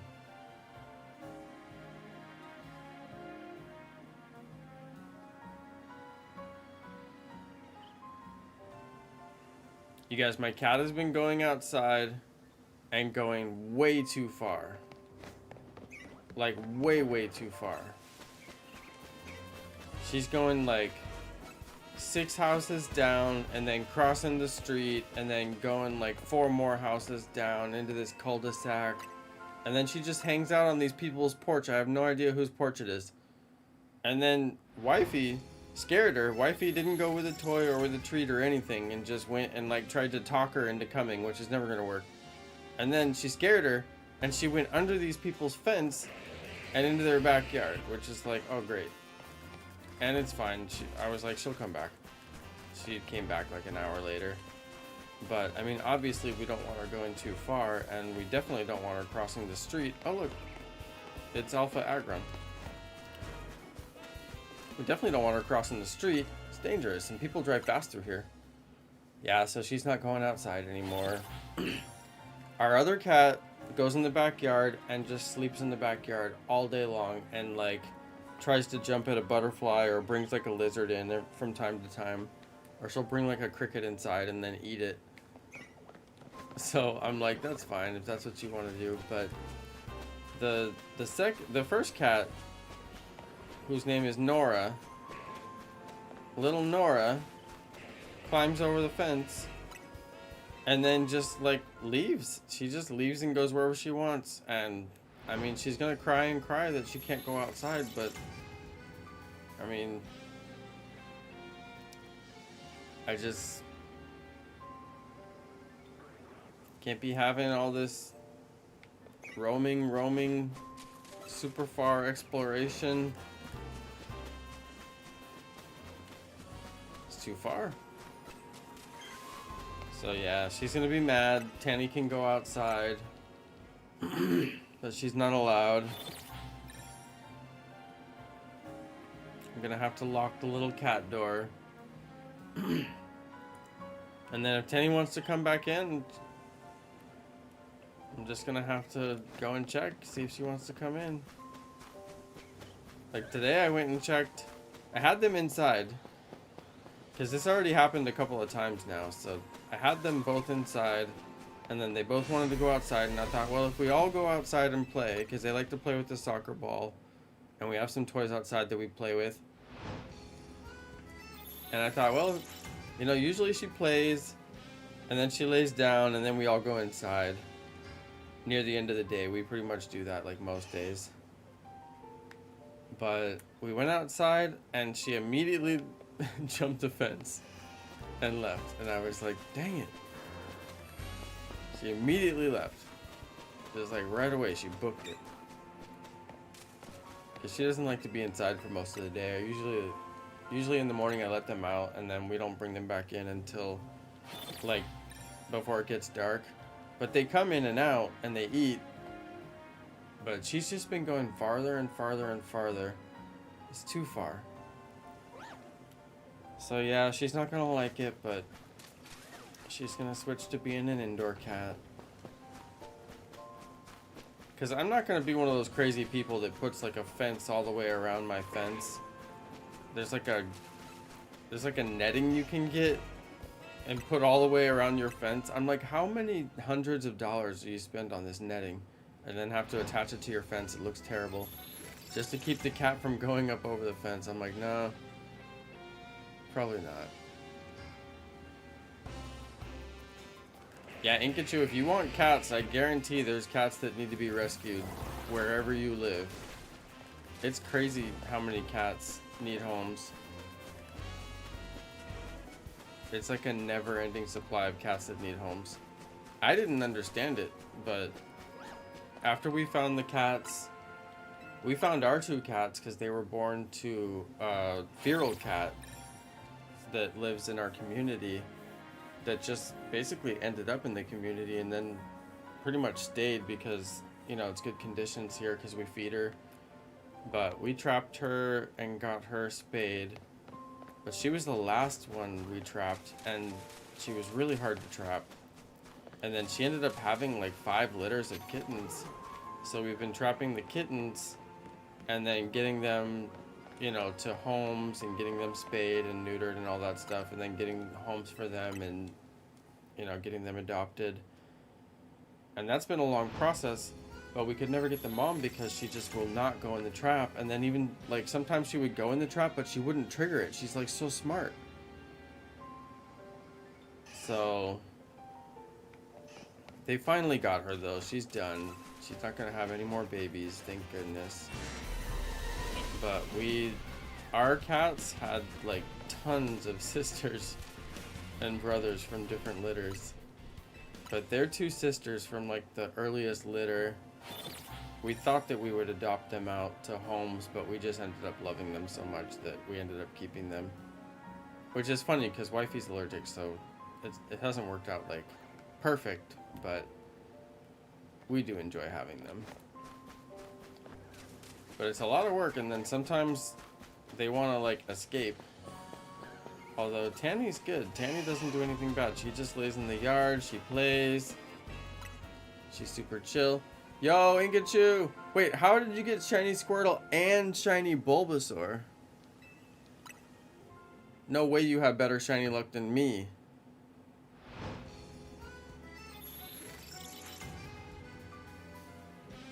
I like that there's 2 methods for Alpha Pikachu. Fly spam is usually my go-to. Oh yeah, you have a pet rabbit? Yeah, I think it's good to rescue rabbits. People keep them in the tiniest cages. It's crazy. Like, I don't understand how they think that's normal. And then they just like never ever let them out and play with them. I'm like, this is crazy, you know. And plus, Rabbits are so friendly and they love to be snuggled and they're just so lovable. But they really don't make like great pets, but I admire you for rescuing one because they need to be rescued. People get them and then I don't know, they don't actually make great pets. So like a lot of people, like I've had friends who their rabbit is like their cat. Like they're always with their rabbit. They take their rabbit everywhere they go. They have a little playpen for their rabbit and they let the rabbit out and they give it playtime, and it has like its own free roam in the backyard and it has like tons of space. I've like, my friend had this rabbit named Mr. Pickles that was like the most, it was like the luxury rabbit. This rabbit had the best life of any rabbit you ever saw. But then I've known other people that have rabbits and like it's like, why do you have this rabbit? You shouldn't have this rabbit. You don't even want to have this rabbit. This rabbit just sits in the cage. It's crazy to me.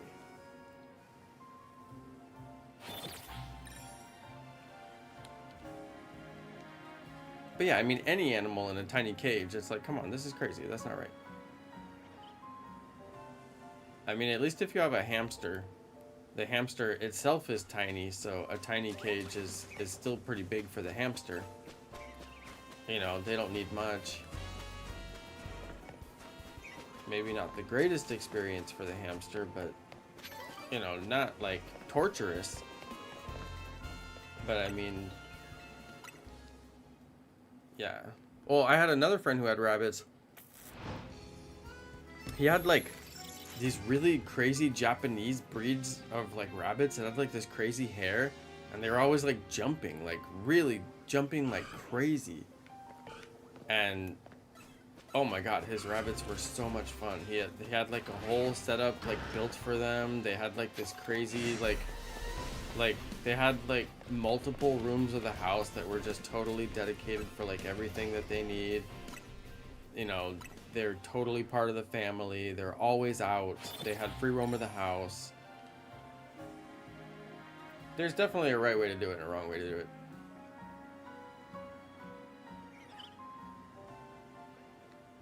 But yeah, it was funny. Their rabbits were like their main deal. Like they didn't have kids. I think they ended up having kids later, but their rabbits were like the precursor to kids. But yeah, he had this crazy Japanese rabbit. So funny.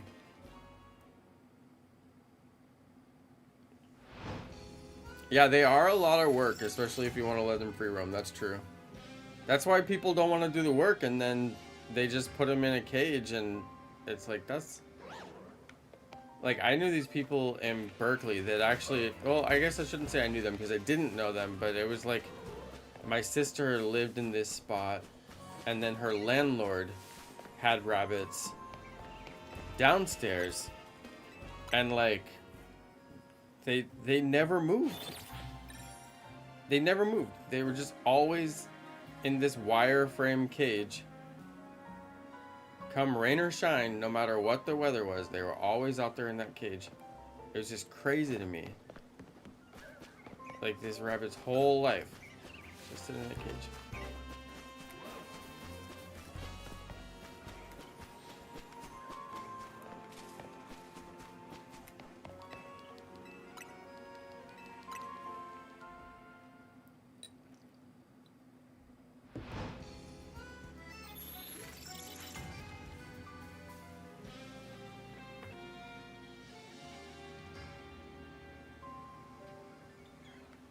What I didn't know is there's so many different kinds of rabbits you can get.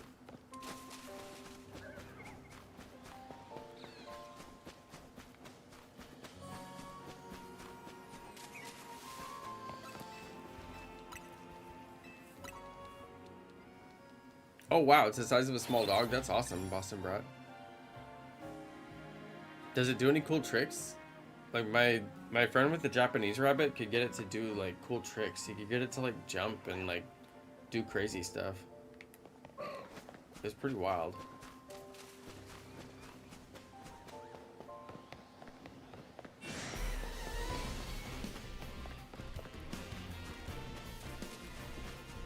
Okay, I reworked my thumbnail, you guys. was trying to go based off of just assets that were out there. The gigantic Gardevoir face just happened to be out there. And I was like, we can work with that. So I redid my thumbnail. I mean, not totally redid it, but kind of did like a new spin on it. I don't know if we liked the thumbnail. Maybe it worked. Maybe it was decent. I might try to use that format again for future live streams.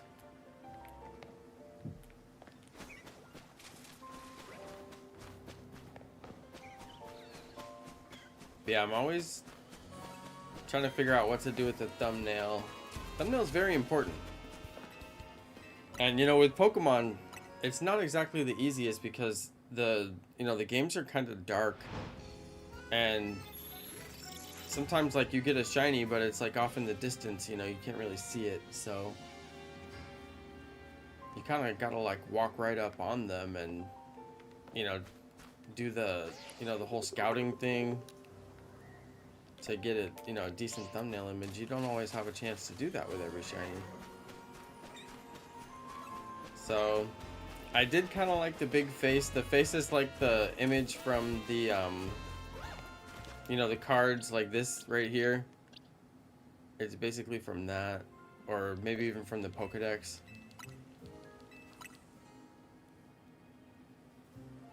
Oh, that's so cute, Boston Brat. Oh.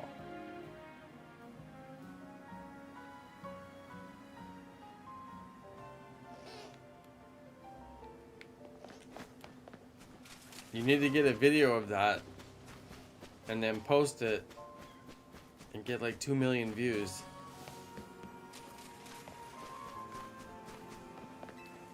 It's crazy to me how many people have like a channel for their pet and then they'll just go follow their cat on like a walk outside. They just go follow the cat. And like 50, 60,000 views per video, you can live off of that. Just making videos of your cat walking around, taking walks.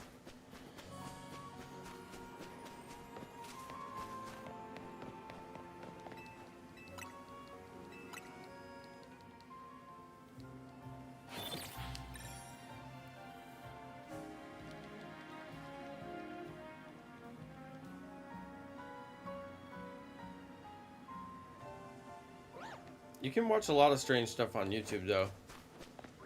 Wifey's got on this like Japan kick and she's been watching all these like videos of things that are popular to do in Japan. And there's this one where this lady goes to like a cat hotel and like it's a hotel where you can have interactions with cats. And then if you pay extra, you can have a cat stay over with you. And people pay to go and like, it's not a hotel on a beach, right? It's not a hotel in like, normally you stay in a hotel because it's in the place where you want to be. Like, oh, I'm going to the beach, or I'm going to the mountains, I'm gonna go ski. I'll stay in a hotel. Gotta go to this big concert. Gotta stay in a hotel. No, it's a hotel that has cats. Like that's the opposite of what most people want. Like if there's cats at the hotel, I don't want to stay at that hotel. Like what? I know, put a GoPro on the cat. I'm not against it, honestly. The cat is gonna stay inside though. The cat has lost its outside privileges. The cat's gonna be mad when the other cat gets to go outside and she doesn't. And I don't want to create, cat drama between the cats or between me and the cat. I mean, she's gonna know if I if I let the one cat out and I don't let her out, she's gonna know. It's not like they don't know. Oh, they know. So, I mean,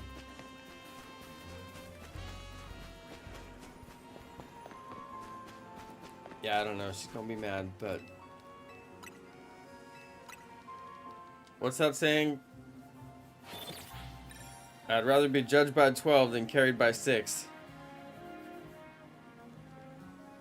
I don't want to see her out there in the street.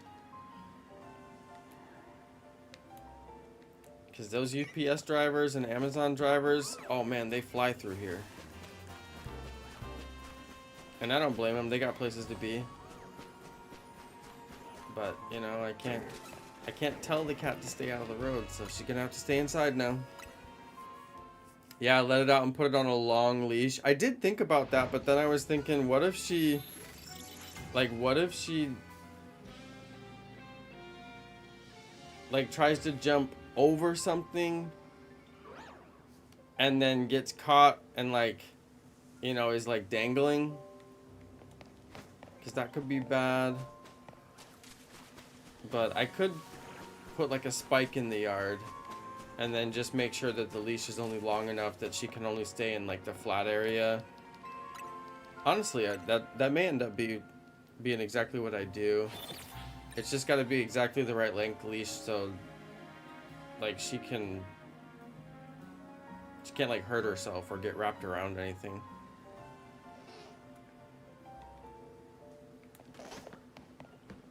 But yeah, that might be what we do. Because I don't mind if she goes outside, she just has to stay in the yard. But it's funny because the other cat is, like, a little bit bigger than her. Because she's the runt. She's totally the runt, and she was a fighter too. When we first got her, she took so long to socialize that we thought maybe she wasn't gonna socialize. But then she socialized for us. Both of them still don't like other people. Like,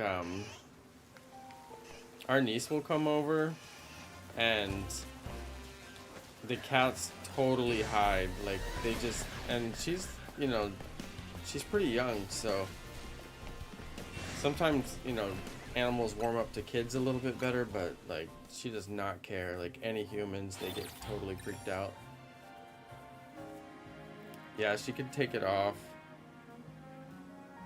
The leash that we have for her, or it's not a leash, but it's a collar. It's like a breakaway collar, so if she did get caught on something, like on a fence post or something, it would just break away, which isn't the end of the world. But, I always wonder if she figured out how hard she had to pull to get it off. But she doesn't mind the collar at all. But if she was attached to a leash, I kind of feel like she would mind it. But yeah, I mean, if she wants to go outside, we may have to do the leash.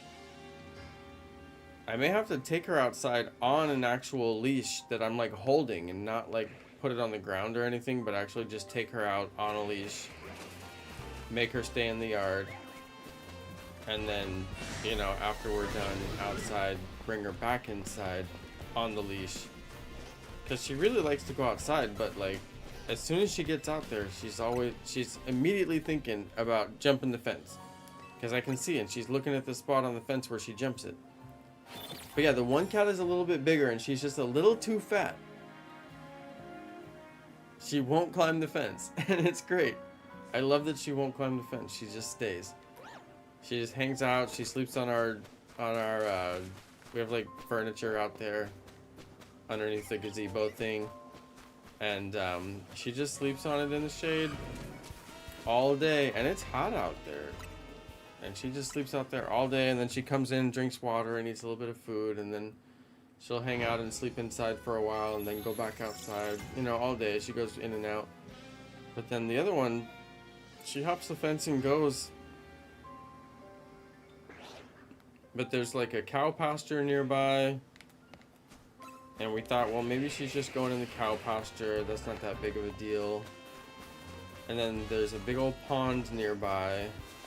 And we thought, well, maybe she's just going to the pond. That wouldn't be that big of a deal. But no, she's going, like, into the street to the other houses.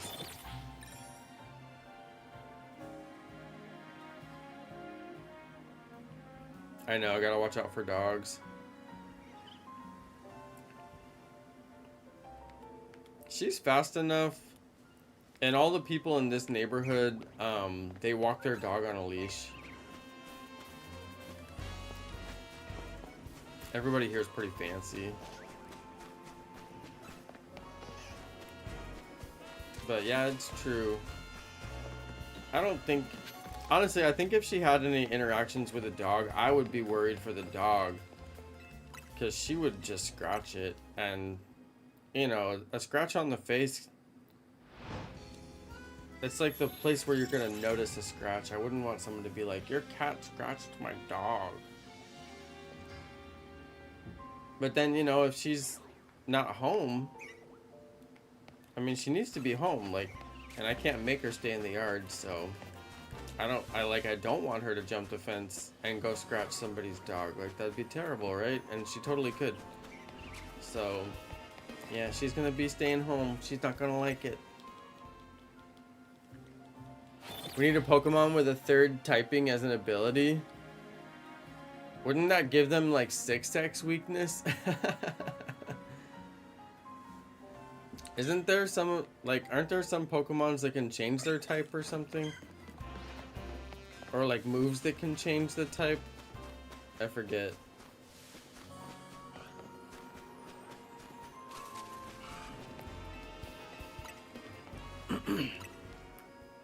So far only shiny Bulbasaur.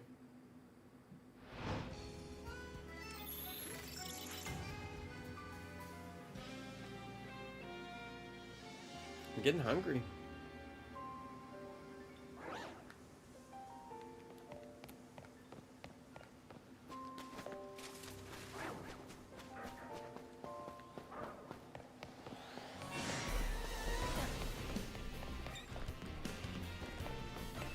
We could get shiny Chikorita. Hey, welcome back, Shiny Red. Hey, what's up?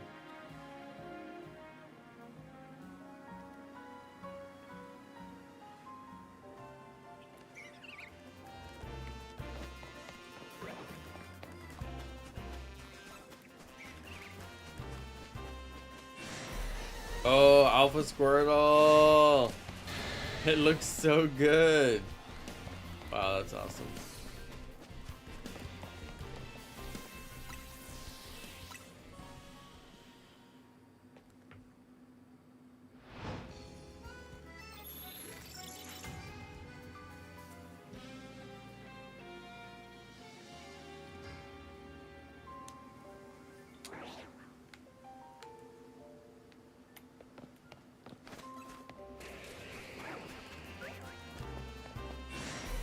Why are there so many fake Pikachus? They have tried to recreate the glory of Pikachu so many times. It's never gonna happen. Did you guys see Peekaboo? Or whatever it's called, the gray Pikachu? They knew that nobody was gonna like Pokopia, so they were like, put Pikachu in there. And they knew that everyone's gonna be mad that there's no shiny Pokemon. I'm pretty sure there's not. They're like, put a different color Pikachu in there. That way people actually buy it.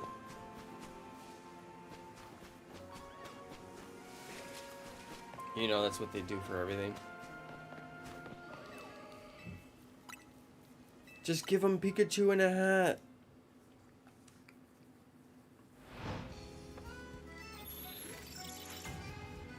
I'm gonna call it Peekaboo. And I'm only ever gonna call it Peekaboo. Because Peekaboo was literally right there. You're gonna make a gray, ghost looking Pikachu. And you're not gonna call it Peekaboo? Ridiculous.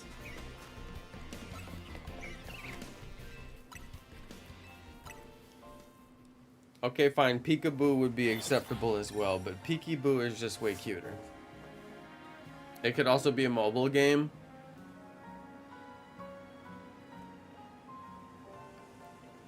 Yeah, they did put, like, there's an Animal Crossing on mobile. It probably could be a mobile game, honestly.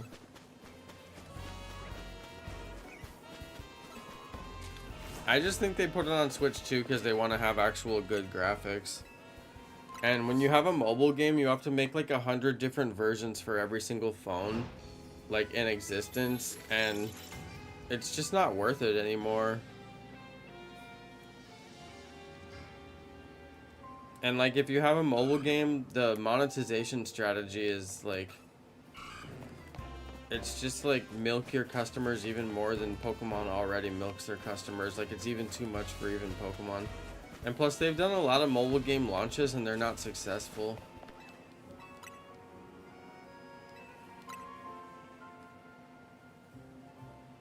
I don't think they're gonna do too many more mobile games. Mobile gaming is kind of over, honestly. Like I barely even play Clash Royale, but I do log on and do my war battles. And like sometimes I'll do some battles while I'm eating or whatever.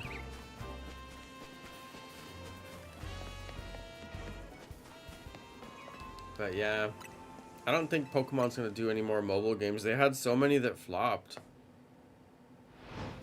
Although I think you could play Magikarp Jump on mobile, right? I think that's one of the only ones that was crossover. Oh no, and Pokemon Quest, you could play on mobile. They had some games that were like both mobile and Switch. I wouldn't be surprised if they do that again, but it would have to be kind of a big release. Pokopia seems like a little bit too much for a mobile game. I don't know. I guess if Minecraft can be mobile, you could pretty much make anything mobile. Minecraft is huge. Oh yeah, Pokemon Unite was mobile too. Yeah, it kind of actually, now that you mention it, it doesn't make sense that they didn't make it a mobile game. Maybe they will. Maybe there's still time. But yeah, that is kind of weird. You know what it is? They're making everything exclusive to Switch 2 because everything is all about getting people to buy Switch 2 right now. Because Switch 2 is still new enough that like I didn't buy a Switch 2 until there was a game I wanted to play on Switch 2, which is Pokemon. So I didn't actually buy a Switch 2, even though, you know, I could have, but it's like, why would I buy it? I'm not going to play it until the Pokemon game gets released, so may as well just buy it when the Pokemon game gets released. That was the same thing with Pokemon Let's Go. The only reason I even bought a Switch in the first place was because you could get certain stuff. You could get like Meltan or whatever, but you had to have a Switch and you had to have Pokemon Let's Go. So I did like the bare minimum that you could do in the game to get Meltan. And then I couldn't play Pokemon Go anymore for legal reasons. That was crazy. And then you know, the Switch and Pokemon Let's Go was just like, it was there. It was just sitting there waiting for me. Yeah, Shiny Red got the Switch 2 on launch. But what game did you play? That's the question. He's probably playing Mario Kart. Like a Nintendo stan. Now you're probably playing Smash with the graphics upgrade. I don't even know, but I definitely wasn't going to buy it until I had a game to play on it. I wasn't about to play any Mario Kart. You have to have friends to play Mario Kart.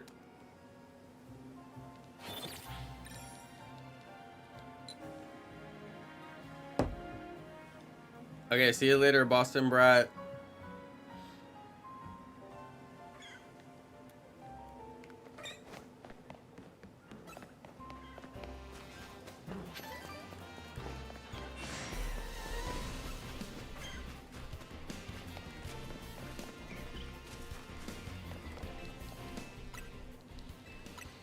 So far, just one shiny.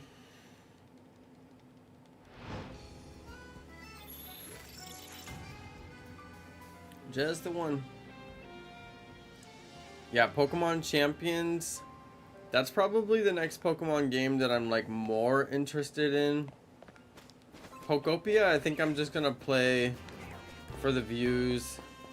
I'll see if I can do some uploads of like how to do this, how to do that, like I usually do, and see if I get any views off of it. Who knows? It could be good. Maybe we'll stream it, but I doubt it. I mean, I highly doubt it. It looks like a children's game that you just play through, and then maybe when you're done, you do some world building. But like, it seems like the meta for the game is basically going to be like, build a world that is particularly interesting looking, or build like Kanto, you know. I wonder if people are gonna like build Kanto. You know, maybe if I feel like dropping a lot of time into it, I'll, you know, and I like the game, I'll build Kanto or something like that. I could see me doing something like that. And then like build the routes and try to put the correct Pokemon on each route. Who knows? But yeah, there's gonna be some kind of game meta like that, which is similar to basically the game meta for Animal Crossing. You know, it's like, let's unlock all the features and make the world look the way we want it to look, right? So, I mean, I don't know. Maybe we do that for like a month or two. I can't imagine. It kind of reminds me of Pokemon Snap. It's like, how long can you actually play this game? Like, yeah, it's fun, and there's some cool gimmicks in here, and like, you know, we'll play and enjoy the content that's available, but like, how long are you really gonna replay this game and replay this game?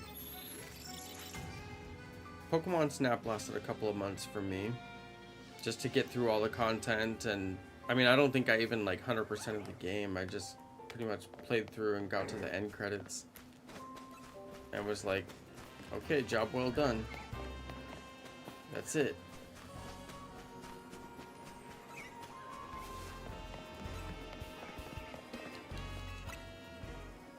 Yeah, Pokemon Champions is going to be for tournament and VGC, exactly.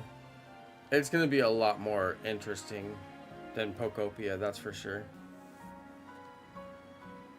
I'm curious if it'll get any kind of like a mainline story though.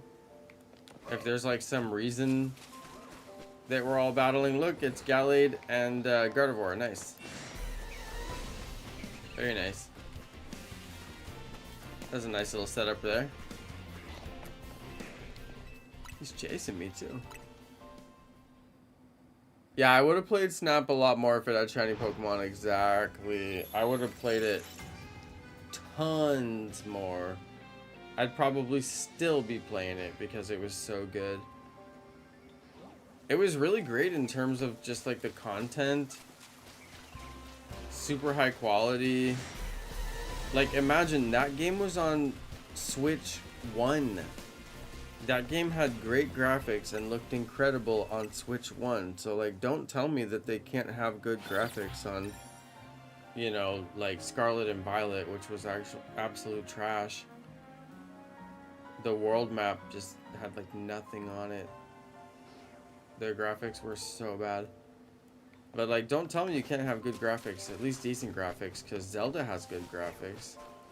Pokemon Snap had good graphics. It's like, it is possible if you're not cheap and lazy, but, you know, Pokemon is cheap and lazy. They've proved it 100 times. They can release low-quality games and people still pay full price, and nobody complains. So why wouldn't they just continue releasing low-quality games, right? But they finally, I mean, finally, now that Switch 2 is here, at least we're getting some upgrades. I mean, even Pokemon Unite had really good graphics. Although everything is kind of like tiny on the screen, but it was still, like, graphic-wise, it was actually good.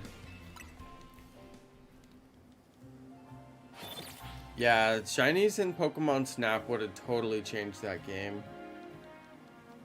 And that was the #1 thing that everybody wanted to see. Like, super, super bad. To the point where, like, there was... Do you guys remember that Hippowdon photo? Somebody posted a photo on Reddit of, like, Hippowdon. And they were like, I think it's shiny. And it was like, come on, guys. Like, that's not shiny. But, I mean, people wanted to believe so bad that they were almost willing to believe that. And it was like, guys, if there was shiny Pokemon in this game, like, more people would be posting the pictures, you know? Like, nobody's posting any shiny photos, like, not even one. But people wanted to believe that Hippowdon. The heart wants what the heart wants. But yeah, obviously, they believed it for like a day, and then everybody was like, okay, seriously, there's no shinies.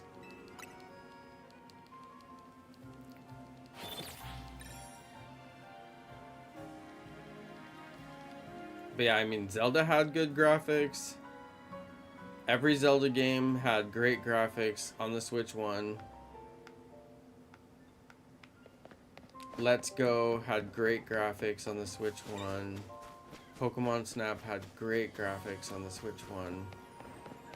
So you can't tell me that it's not possible to have good graphics on the Switch one. But Sword and Shield was bad, but not terrible. I didn't like the animation style. It was kind of like this like flat kind of anime style. So that wasn't my favorite, but it wasn't terrible. It wasn't like technically...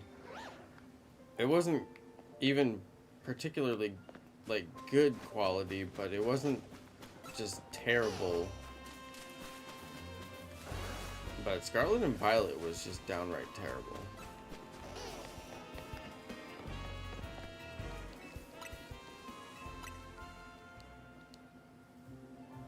And they had like big empty portions of the map where they just didn't bother to put anything. And it looked like it was supposed to, like, part of the map was just totally unfinished. They had a big section of the map that was totally unfinished. And then everybody thought that was going to be, like, something in the DLC. And then the DLC came and the map got uncovered and there was absolutely nothing in it. There was no big DLC town or added content or anything. It was just, like... They just unlocked that portion of the map and it was just more ocean and like empty land. I mean, that to me right there was absolute concrete proof that they released the game unfinished. Because how could you unlock the rest of the map and have nothing in it? That means that the map wasn't finished and they didn't put anything in it when they did finish it. So then it just wasn't finished when they launched, right? Like, that to me was the biggest proof that they actually released the game unfinished. But not to mention all the other proof, like being able to fall under the map and being able to, like, have Pokemon spawn inside of walls and stuff like that. But yeah, that whole area of the map just, like, you couldn't even go there. And then when you could finally go there, there was nothing in it. It was so weird. That's when I realized, like, oh my god, they're half-baking these games.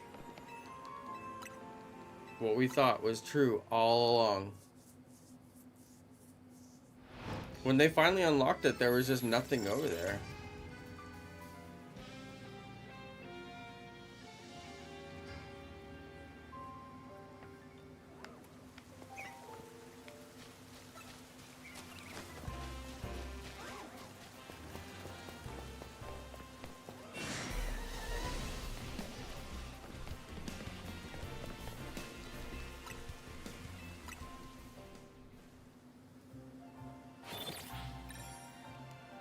I haven't seen any rain spawns. I don't think anything spawns different in the rain in Zone 20. I'm not sure though. Like, you would think that like Goodra would spawn or something, but it doesn't appear to be linked to that at all.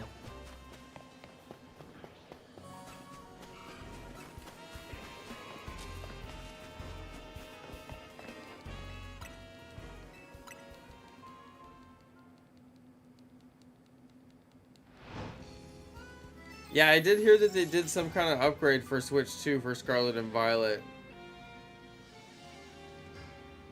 How old is that game now? It's like... It feels like a year and a half, but I mean, it's probably like 2 years old now or something. I forget. I don't know. I'm always moving forward in this life, never backward. I paid... What was it? 60 bucks for that game? 70? It was garbage. I'm not gonna go back and relive it with a graphics update. You know, that's on them. They released the game. They put their name to it. They said, this is a game that we stand by. This is the quality that we, you know, offer to our fans. They're the ones who are going to have to live down that shame. Oh my God! Yo! Another shiny Totodile. Hey! You love to see it. Okay, get that. Okay, can I save it? I can't save it.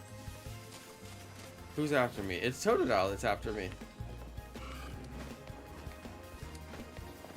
Just let me save it. Will they let me save it? Is he still after me? Okay, I think I can go outside and save it and not have any real risk. Okay, we'll save it just in case we mess up. Okay, what ball should I catch it in? Another shiny Totodile, you guys. I'm about to be done with my Totodile family. That's great. Yes! Okay, but I gotta choose what ball to catch it in first. Oh, maybe I'll catch it in the net. Oh, I'll catch it in the dive. Okay, can I save it? Oh, good. I can save it. What do you guys think? Another lure ball? I don't know. I already did the lure ball. Let's do dive. And then I think for the third one, maybe I'll do the net, although I'm not sure. There's only so many water Pokemon balls. The net ball is technically in that family. Oops. I kind of wanted to get it in a sport ball. Another shiny Totodile. Not bad. Pretty soon I'll have the family. It seems like the shiny living dex is like not too crazy. I'm getting full families, you know, pretty easily. I got one more for the family. I think I'll leave this one a Totodile. And then maybe... Oh, you guys, look! It's Adamant Nature! It's got a good nature. Nice!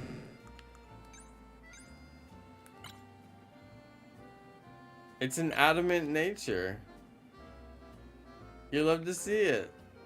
Little Adamant. Hey. Yeah, I like the dive ball. Dive ball was working for me.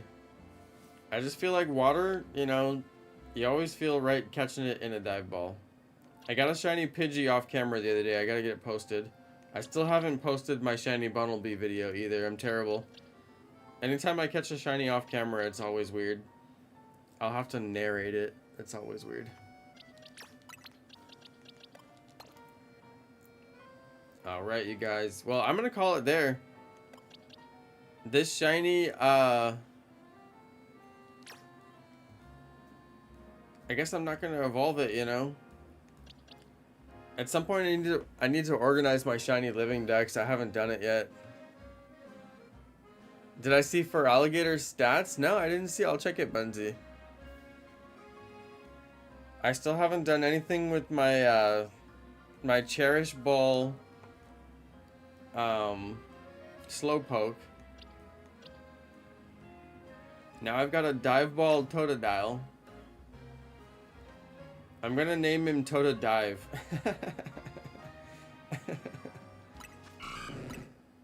Because he's in a dive ball. So he's Totodive. Okay, that's his new name. He's number 007. Squirtle is number 007 in the Kanto Dex. So he's 007 like GoldenEye. I know, right? Very cute Totodive. Alright, you guys, I'm hungry. I got 2 shinies this stream. The other one was Kermitite. So we got shiny Venusaur. I am gonna have to start to like actually organize the shiny living decks and put them in dex order. But not tonight. Not tonight. some other time. It's always tomorrow with the hard stuff. Alright, you guys. I'll catch you next time. I hope you guys enjoyed this stream. This was fun. I would keep going, but I'm actually kind of starving, so we're going to call it there. Alright, peace, you guys. Good night.